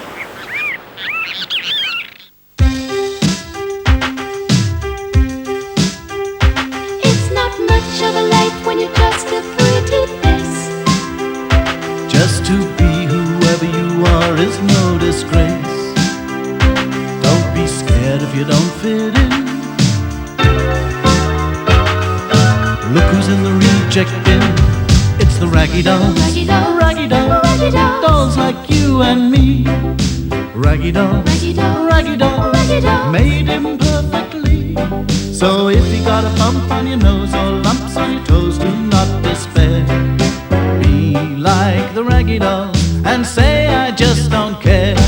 'Cause Raggy Dolls, Raggy Dolls. Raggy Dolls, Raggy are Dolls. happy just to be Raggy Dolls, Raggy Dolls, dolls like you and me. One fine day, the Raggy Dolls were up in the treehouse taking turns with Hi-Fi's homemade telescope. But Hi-Fi had lost interest. He was bored. Bored with games, bored with treehouses, bored with everything. But most of all, he was bored with his stammer. He yawned and watched the others. I can see old Hercules, Giggled Lucy. He looks half asleep. Well, he deserves a rest, Said Princess. After all, he's worked hard all his life. Let's have a go, said Back to Front. He swung the telescope towards the town. I don't believe it, he gasped. I can see a flying elephant. Let me see. It's just a big balloon, she said at last. probably advertising something. I'm bored with telescopes. Well, I'm not, said Princess. Come on, it's my turn. She swung the telescope towards the factory. Oh, I say, she said. Mr. Grimes is up to something. Let's investigate, said Dotty. Mr. Grimes had bought a computer. He was watching the salesman setting it up. I've been meaning to invest in one of these for ages, he said. I decided to take the plunge when I saw your jumbo sail balloon. Very amusing idea. Very eye-catching. Oh, yes, said the salesman. We've sold a lot since we put that up. Maybe you should get a big doll balloon for your factory. He laughed. Well, I'd have to consider the expense, said Mr. Grimes cautiously. Taking care not to be seen, the Raggy Dolls crept up to the canteen window. They could hear Florrie Fosdyke muttering to herself. I don't know. That Mr. Grimes, he must have more money than sense. What does he want with a computer? So that's it, whispered Back to Front. Oh, Grimes has got himself a computer. Wow, stammered Hi-Fi, no longer bored. I'd love a computer. I can't wait to try it. Up in the office, the salesman had finished setting up the computer. There you are, Mr. Grimes, he said. This is your keyboard, your screen, and your printer.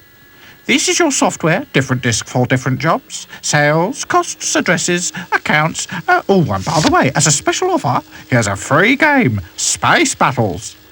I doubt if I shall have time for that, said Mr. Grimes, beginning to get confused.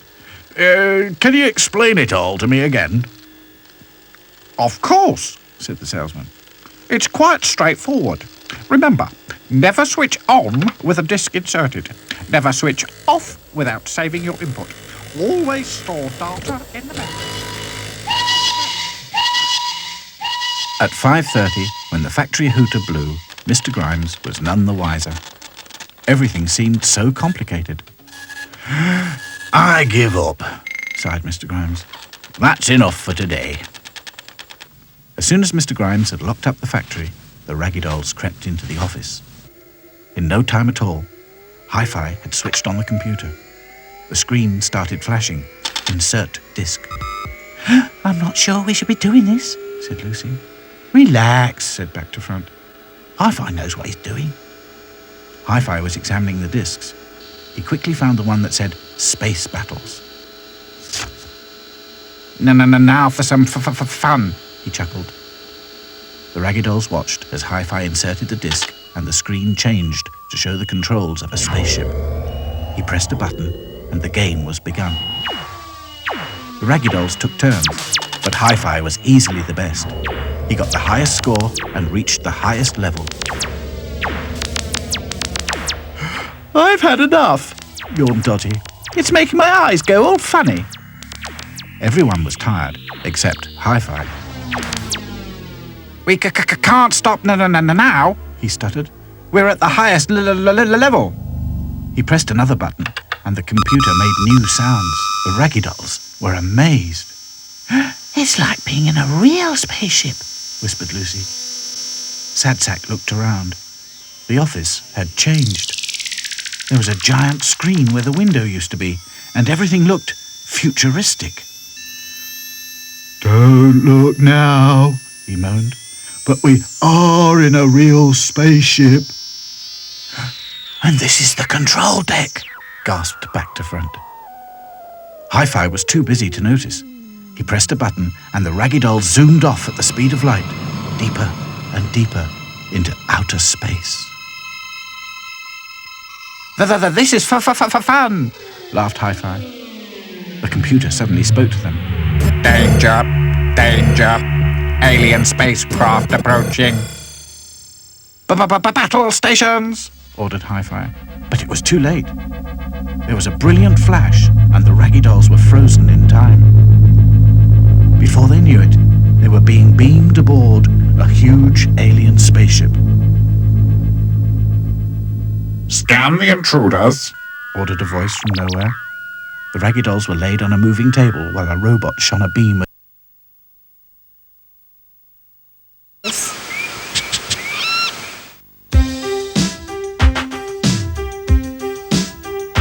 It's not much of a life when you're just a pretty face. Just to be whoever you are is no disgrace. Don't be scared if you don't fit in. Look who's in the reject bin. It's the Raggy Dolls. Raggy Dolls. Raggy Dolls. Raggy Dolls. Dolls like you and me. Raggy Dolls. Raggy Dolls. Raggy Dolls. Raggy Dolls. Made him perfectly. So if you got a bump on your nose or lumps on your toes, do not despair. Be like the Raggy Dolls and say I just don't care.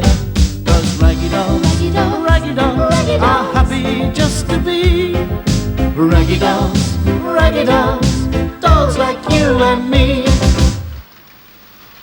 No, Florrie. I'm not blaming you. It's just that, well, we need to modernise here at Grimes Soft Toys. We must be more cost-effective. I'm very sorry, Mr. Grimes. So am I, Florrie, so am I. But in this day and age, every penny has to be spent wisely. Not only that, there have been complaints, you know. Complaints? What complaints? Now, don't say you've forgotten already. What about last Thursday? Last Thursday? Now let me see. What did I make for lunch? Oh, I know. It was bacon flan and treacle tart. No, it wasn't. It was bangers and mash and banana custard. Well, what was wrong with that? Nothing at all, except you put the sausages in the custard and the bananas in the mash. It was early Monday morning and a sad day for the Raggy Dolls. Florrie Fosdyke, the absent-minded canteen lady, was about to lose her job. They sat gloomily in the treehouse, wondering what they could do about it. The place won't be the same without Florrie, said Sad Sack at last. I know she's very forgetful, said Lucy. but surely Mr. Grimes will give her another chance. I don't think so, said Dotty. Once he's made up his mind, he can be jolly determined. Oh dear, sighed Princess. Poor Florrie, and it's all because of that silly inventor.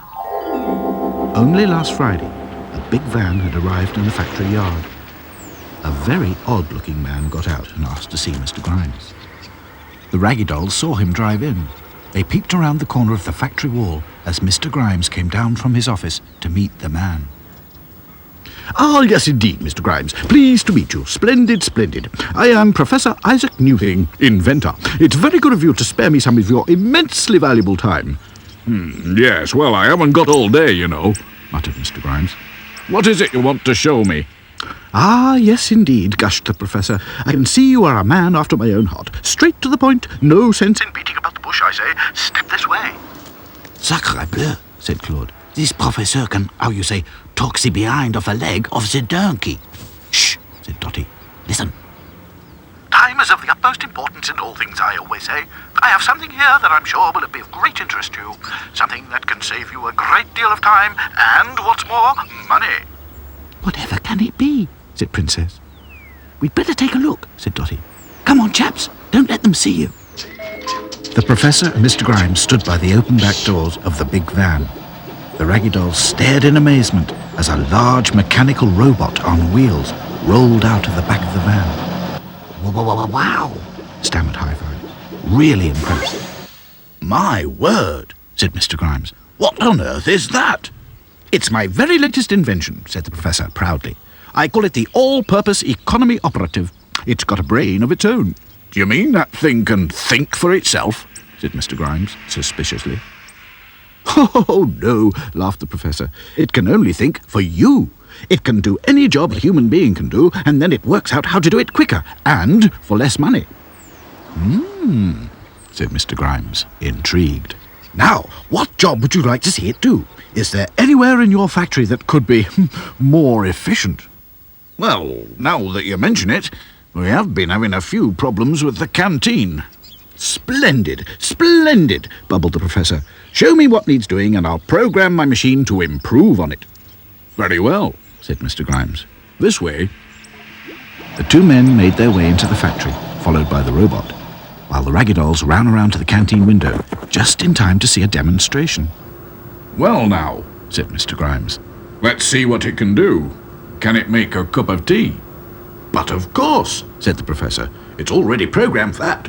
It can do the washing up at the same time, if you like. Once it knows where everything is, you just tell it what to do. The Raggy Dolls watched as Mr. Grimes got out the tea bags, milk and sugar, the electric kettle in the teapot, some washing up liquid, and a dish mop. Our canteen lady isn't here at the moment, said Mr. Grimes. She must be out shopping. Your machine can't do the shopping, can it? Oh, better than that, said the Professor.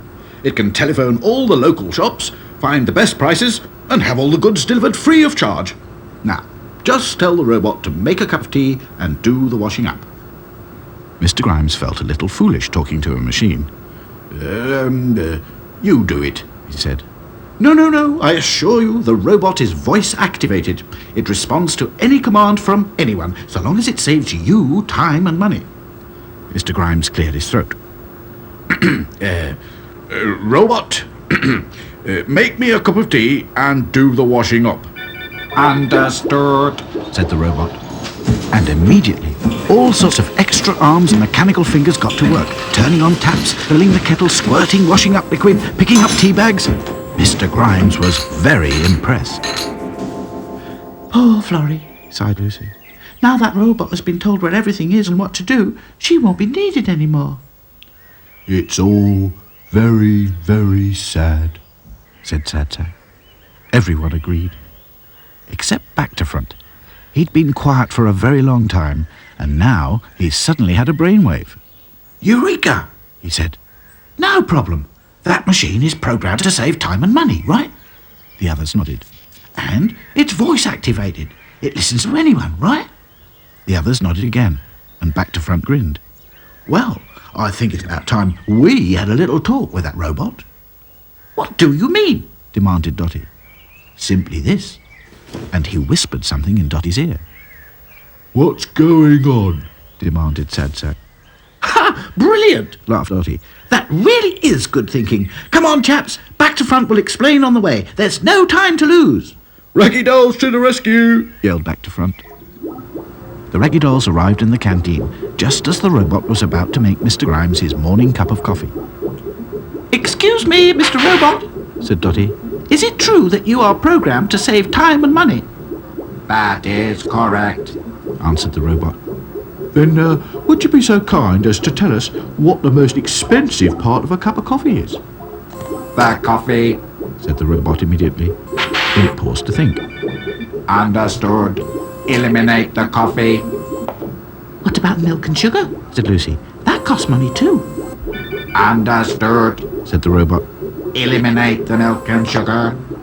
How about the hot water? Said Claude. Oh yes, said Princess. Electricity is very expensive.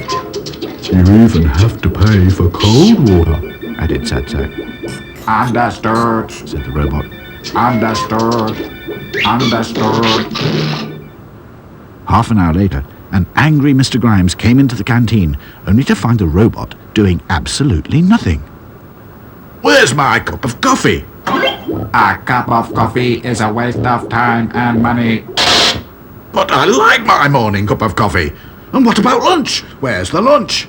No lunch. Save time. But what about the workers? They've got to have something to eat. Get rid of the workers. Save money. This is ridiculous. Without the workers, there won't be any toys. Close the factory. Toys are expensive and a waste of time. Just then, Florrie Fosdyke came in. I'm ever so sorry, Mr. Grimes, but I forgot my... Oh, Florrie, said Mr. Grimes. Am I pleased to see you? Never mind what you've forgotten. Start making lunch. I've got a telephone call to make. Telephone calls are expensive, said the robot. And as for you, said Mr. Grimes, wagging a finger at the robot, I don't want to hear another word. Understood, said the robot. Outside the canteen window, the Raggy Dolls giggled and shook hands. They were really pleased that Florrie had got her old job back. And so was Mr. Grimes. He was so pleased, he even bought her a big box of chocolates. Raggy dolls, dolls like you and me. Raggy dolls, raggy. Check in, it's the Raggy Dolls. Raggy dolls, dolls like you and me. Raggy dolls, made imperfectly. So if you got a bump on your nose or lumps on your toes, do not despair. Be like the Raggy Dolls and say I just don't care. 'Cause Raggy Dolls are happy just to be Raggy Dolls, dolls like you and me. One fine morning, just after breakfast, the Raggy Dolls set off across the fields towards the river. The Raggy Dolls' boat, the Spirit of Adventure, had spent the winter hidden in the reeds by the river bank, and now it needed a thorough clean-up before it could be used. We must check everything from top to bottom, said Dotty. Aye, aye, Captain, said Back to Front. The Raggy Dolls rubbed and scrubbed, polished and greased, and by lunchtime, the Spirit of Adventure was at last shipshape and gleaming like new. Cast off, ordered Dotty, and in no time at all, the Raggy Dolls were underway, heading downriver towards the open sea. This was to be no ordinary sailing trip. It was a proper expedition. The Raggy Dolls had brought plenty of food and drink, a map and compass, Hi-Fi's telescope, and sleeping bags. Sadsack had even brought a hot water bottle. The river got wider and wider, and in the distance, the Raggy Dolls could see some people windsurfing. I hope they don't see us, said Lucy. We'll sail close to the riverbank, said Dotty, altering course. But there was no need to worry. The windsurfers were far too busy concentrating on keeping their balance to notice the Raggy Dolls. Look out, warned Sadsack as quietly as he could. The Raggy Dolls were sailing right under a fishing rod. Luckily, the fisherman was taking a nap. Phew, said Back to Front. That was close. Too close, agreed Dotty. Just then, Princess spotted a gap in the riverbank. It's another river, she pointed. Then let's explore it, said Dotty. Prepare to come about. The Raggy Dolls were too busy with the ropes and sails to notice the sign that said, Private. The Spirit of Adventure sailed silently up the unknown river. It was quite narrow and the banks were thick with overgrown bushes and trees. A bright blue kingfisher watched them sail by, while startled rooks flapped and cawed in the treetops. This is like being in the jungle, thought Sadsak. The Raggy Doll sailed on and on until the sun began to set. Hi-Fi climbed the mast and looked through his telescope. Up ahead, he could see a lake with an island in the middle. Land ho! He called. Dotty steered for the island. We'll camp here for the night, she said. Good, thought Sadsak. All this exploring is making me hungry. After a supper of corned beef sandwiches and orange squash, the Raggy Dolls crawled into their homemade sleeping bags. All except Sadsak. He had unrolled his hot water bottle and filled it from the lake. What on earth are you going to do with that? Yawned Dotty. I'm not sleeping on lumpy ground, he explained. This is my waterbed. The Raggy Dolls laughed and wished each other good night. It had been a long, tiring day, and very soon they were all fast asleep.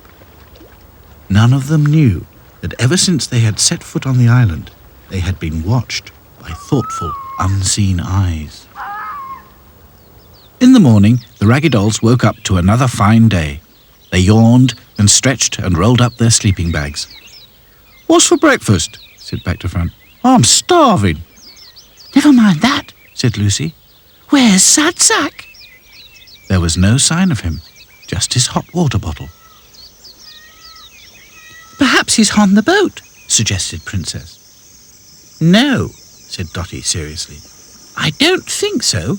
Look. She pointed to a strange footprint next to where Sadsak had been sleeping. Sacré bleu, said Claude. That is no footprint ordinaire. It is more like an hand. Lucy began to tremble. Oh, I don't like this. What's happened to poor Sadsak? Sadsak was very comfortable. He was still fast asleep, but up a tree, cradled in the arms of a young gorilla. The gorilla tickled him under the chin. Sadsak sleepily opened his eyes. He looked at the gorilla and smiled, then closed his eyes again. I must be dreaming, he thought. That just proves how comfortable waterbeds can be. Meanwhile, the Raggy Dolls were wondering what to do. Maybe we should follow the tracks, suggested Back to Front. No, it might be dangerous, said Dotty. Let's get the map and see if we can work out where we are. Hi-Fi quickly got the map and spread it on the ground. Princess pointed to the river. That must be the place where we turned off. There's no other river on the map. That's right, agreed Back to Front. Look, there's the lake with the island. Oh no, groaned Dotty. We've sailed right into the middle of Lord Stonybroke's safari park. By now, Sadsak was fully awake and being offered a banana. Thank you, he said. It's very kind of you. Are you sure you don't... The young gorilla didn't speak. He just looked at Sadsak as if to say, I'm sick of bananas. We have them nearly every day. The young gorilla looked sad. His eyes told Sadsak that it wasn't much fun being stuck on an island being laughed at by people in boats. Just then, the gorilla's mother appeared. She was enormous. She wanted to know who he was and what he was doing here. Sadsak introduced himself. The mother gorilla listened as he explained how the Raggy Dolls had accidentally landed on their island. The mother sighed a deep sigh. Oh well, you're welcome to stay, but it is very boring here. The young gorilla was delighted and hugged Sadsak so tight he couldn't speak. Meanwhile, the Raggy Dolls were following the young gorilla's tracks. They looked up and saw Sadsak. Oh no, wailed Lucy. He's been squeezed to death. No sooner had she spoken when a huge hand picked her up. It was the daddy gorilla. He gently lifted Lucy up and looked into her eyes. Don't be scared, he said, but you'd better hide. The first boatload of visitors is on its way. The Raggy Dolls hid and watched as a motor launch crowded with people approached the island. The people behaved very badly. Some took photographs, but others laughed and jeered and threw bananas, even though they weren't supposed to. "How awful," said Princess when they'd gone. "People can be so beastly sometimes," agreed Dotty. It was hard to explain to the young gorilla that the Raggy Dolls really couldn't stay with his family on the island, but he nodded his head, sadly, to say he understood. Sadsack was saddest of all. He picked up his hot water bottle. "You can keep this if you like," he said. The young gorilla was overjoyed. He snatched the hot water bottle and scampered away. "Come on, Sadsack," said Dotty kindly. "There's nothing we can do. Let's go before the next boat comes."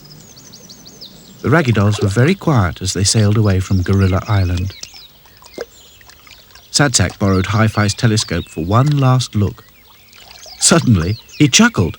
"Ha ha! Quick! Come and look at this!" Another boat had arrived at the island. People were throwing bananas, but the young gorilla was having the time of his life, batting the bananas back with the hot water bottle. It's not much of a life when you're just a pretty face. Just to be whoever you are is no disgrace. Look around and you will find people of every kind, like the Raggy Dolls, Raggy Dolls, Raggy Dolls, Raggy Dolls, dolls like you and me. Raggy Dolls, Raggy Dolls, Raggy Dolls, Raggy Dolls, made imperfectly. So if you're not at ease with your knobbly knees and your fingers are all thumbs, stand on your two left feet and join our Raggy Doll chums. 'Cause Raggy Dolls, Raggy Dolls, Raggy Dolls, are happy just to be Raggy Dolls, Raggy Dolls, dolls like you and me. Wasn't that an exciting episode? We're the Cheeky Monkeys and it's our show! We'll be right. We're watching Pop Plus. We're the Cheeky Monkeys and it's our show! Next on Pop, it's Tom and Vicky.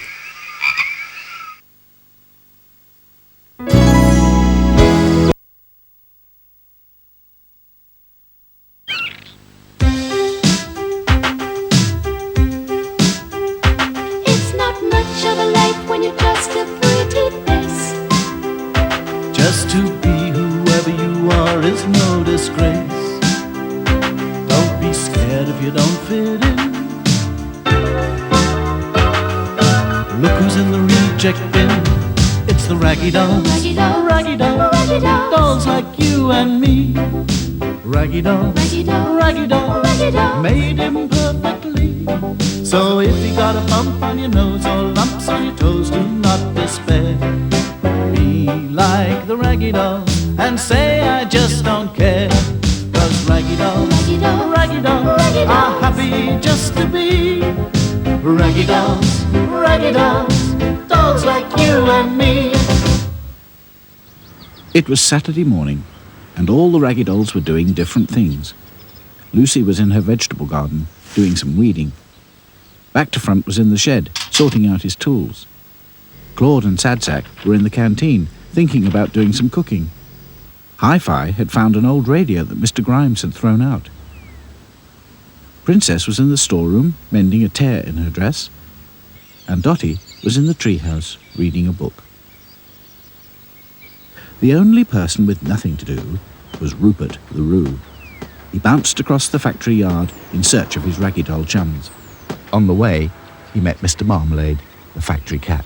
"Good day," he said cheerfully. "How's Trix?" "Trix," said Mr. Marmalade, who didn't much care for bouncy kangaroos. "If you are inquiring as to the state of my general well-being, I'm happy to say that I find myself in exceedingly good health." "Struth," thought Rupert. "Why use a few words when a couple of thousand will do?" "Ah, good on you," he said. "You don't know where the Raggy Dolls are, do you?" In the canteen, Claude and Sadsack had found a big packet of beef burgers left out on the draining board. Florrie Fosdyke, the absent-minded canteen lady, had obviously forgotten to put them away. These should be in the freezer, said Sadsack. Mais oui, said Claude. Now they will have to be eaten or thrown away. Just then, Rupert hopped into the canteen. "G'day, sports. What's cooking?" "Unfortunately, it is les beef burgers," said Claude, who'd set his heart on cooking something more exotic. "Great," said Rupert. "What's wrong with beef burgers?" "They are boring," declared Claude. Sadsack was just about to say that he didn't think any food was boring when Rupert had one of his bright ideas. "I know. Let's cook 'em on a barbie. Everything tastes great on a barbie." "What's a barbie?" demanded Sadsack. "I think he means a barbecue, n'est-ce pas?" said Claude. "Too right," nodded the kangaroo. "Where's back to front?" On their way to the tool shed, Claude, Sadsack and Rupert passed by Lucy's vegetable garden. Hello, she said. What are you up to? "We're going to make a barbecue," said Sadsack, "and cook beef burgers outdoors." What fun, said Lucy. I'll pick some lettuce for a salad, and I've got more tomatoes than I know what to do with. Claude suddenly got very enthusiastic. Merveilleux! Then I shall prepare a sauce de tomates you will not believe. It is mon speciality. "And I'll bake some buns," announced Sadsack, not to be outdone. Yahoo! Now you're talking, said Rupert. Back to Front was delighted by the barbecue idea when Rupert told him. "Course I'll help. What do we need?" "Ah, not a lot," said Rupert. "Just a few bricks, a grill, and a tin to burn the wood in." "No problem," said Back to Front, just as Hi-Fi burst in. "I've found an old radio," he stammered, "but I can't carry it by myself."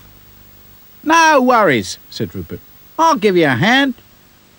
Hi-Fi explained how he wanted to use the speaker from the radio instead of his headphones. "That's great," said Back to Front. "Then we can all have music at the barbecue." Yeah, said the bouncy kangaroo. "We can have an outdoor disco with a tucker. Yahoo!"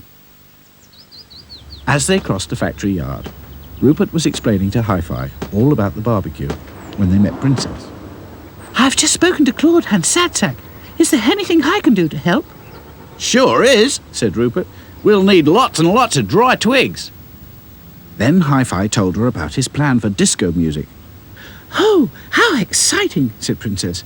"I can't wait to tell Dotty. Do you know where she is?" Dotty had just finished reading Alice's Adventures in Wonderland. "What a strange book," she thought. "So many odd characters. I'm not sure I would like a dream like that." She got up and looked out over the big field, half expecting to see a white rabbit or a dodo, a mad hatter or a March hare. Instead, she saw Princess gathering dried twigs. "What are you doing?" she called. Princess looked up. "Oh, there you are. Do come down. I've got so much to tell you." Back in the canteen, Lucy had prepared a salad, Sadsack had baked some buns, and Claude was putting the finishing touches to his special tomato sauce. Back to Front and Rupert had made a barbecue from a dustbin lid and some chicken wire, supported on a circle of bricks. "The beauty of it is that it's completely portable," said Rupert. "We can set it up anywhere we like."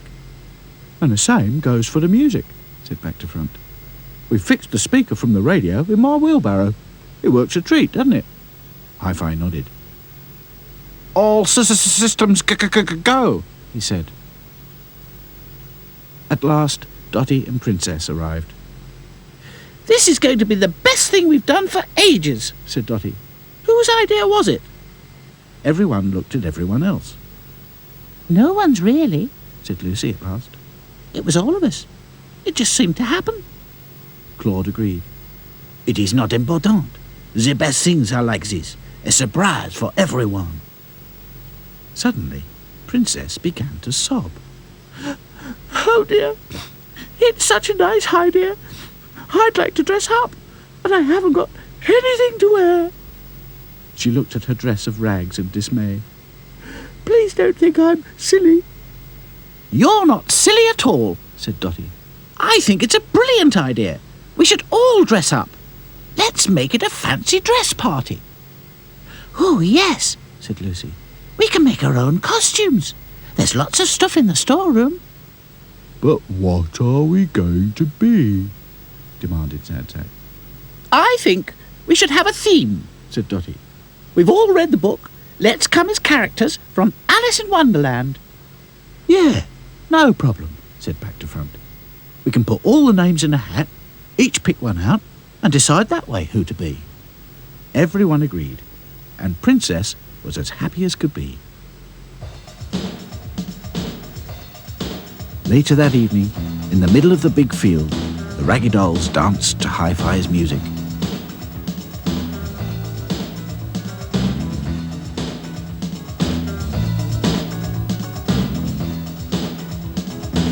They munched barbecued beef burgers in homemade buns with special tomato sauce and salad.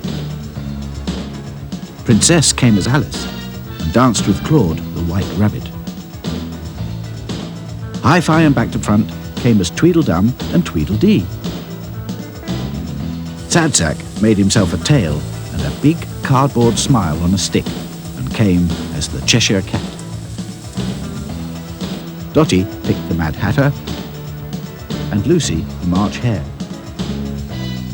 And Rupert was the bounciest and silliest looking caterpillar you've ever seen. Struth! This is the best Barbie I've ever been to. It's not just a Barbie, it's a disco too, called Princess Alice. And a fancy dress party, added Lucy, with her ears flopping up and down. It's a barbecue ball, said Sad Sack behind his big wide grin. Whatever it was, it didn't really matter.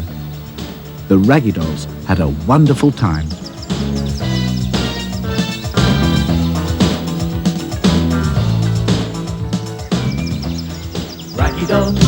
Raggy dolls, dolls like you and me. Raggy dolls, made imperfectly. So if you're not at ease with your knobbly knees and your fingers are all thumbs, stand on your two left feet and join our Raggy Doll chums.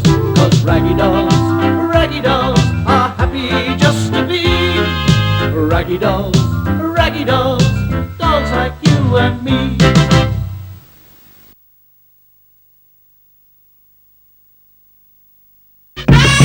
I'm a cheeky monkey.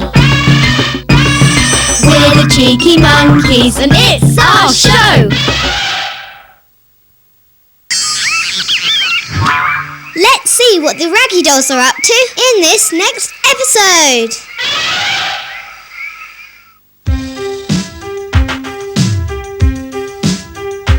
It's not much of a life when you're just a pretty face. Just to be whoever you are is no disgrace. Don't be scared if you don't fit in. Look who's in the reject bin. It's the Raggy Dolls. Raggy Dolls, dolls like you and me. Raggy Dolls, made imperfectly. So if you got a bump on your nose or lumps on your toes, do not despair. Be like the Raggy Dolls and say I just don't care. 'Cause Raggy Dolls are happy just to be. Raggy Dolls, dolls like you and me.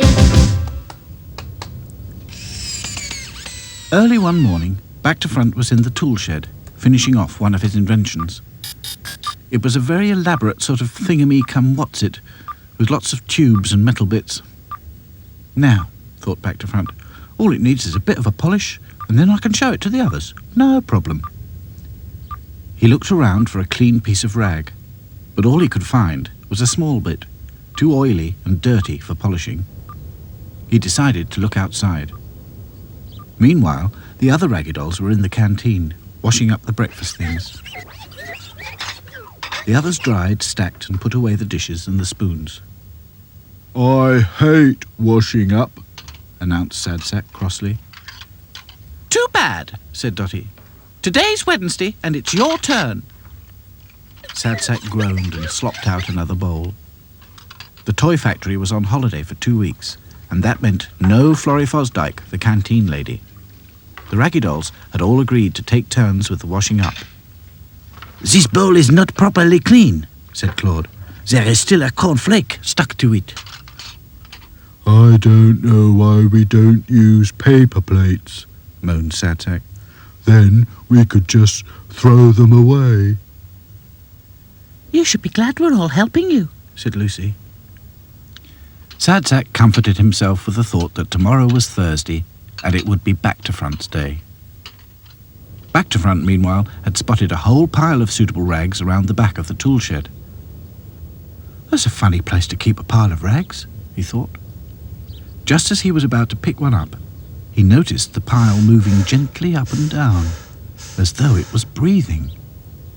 There's something underneath it, he thought. He listened very carefully, and sure enough, he could hear the faint sound of snoring. Back to Front quickly found a long stick and was just about to poke the pile of rags when he had second thoughts. "I'd better get the others," he muttered. "No sense in taking any chances." Sadsack had just finished washing up when Back to Front rushed in. "There's something behind the tool shed," he gasped. "What sort of something?" demanded Dotty. "I don't know. It's alive and breathing. You can hear it." Back to Front quickly explained about the pile of rags. "Let's investigate," said Dotty. "Couldn't we wait until it goes away?" suggested Lucy. "It might be dangerous," she added. Lucy's right, stammered Hi-Fi. We better take precautions. "Good thinking," said Dotty. "We'll use saucepans for helmets and dustbin lids for shields." The Raggy Dolls looked like a small army as they crept nervously towards the tool shed.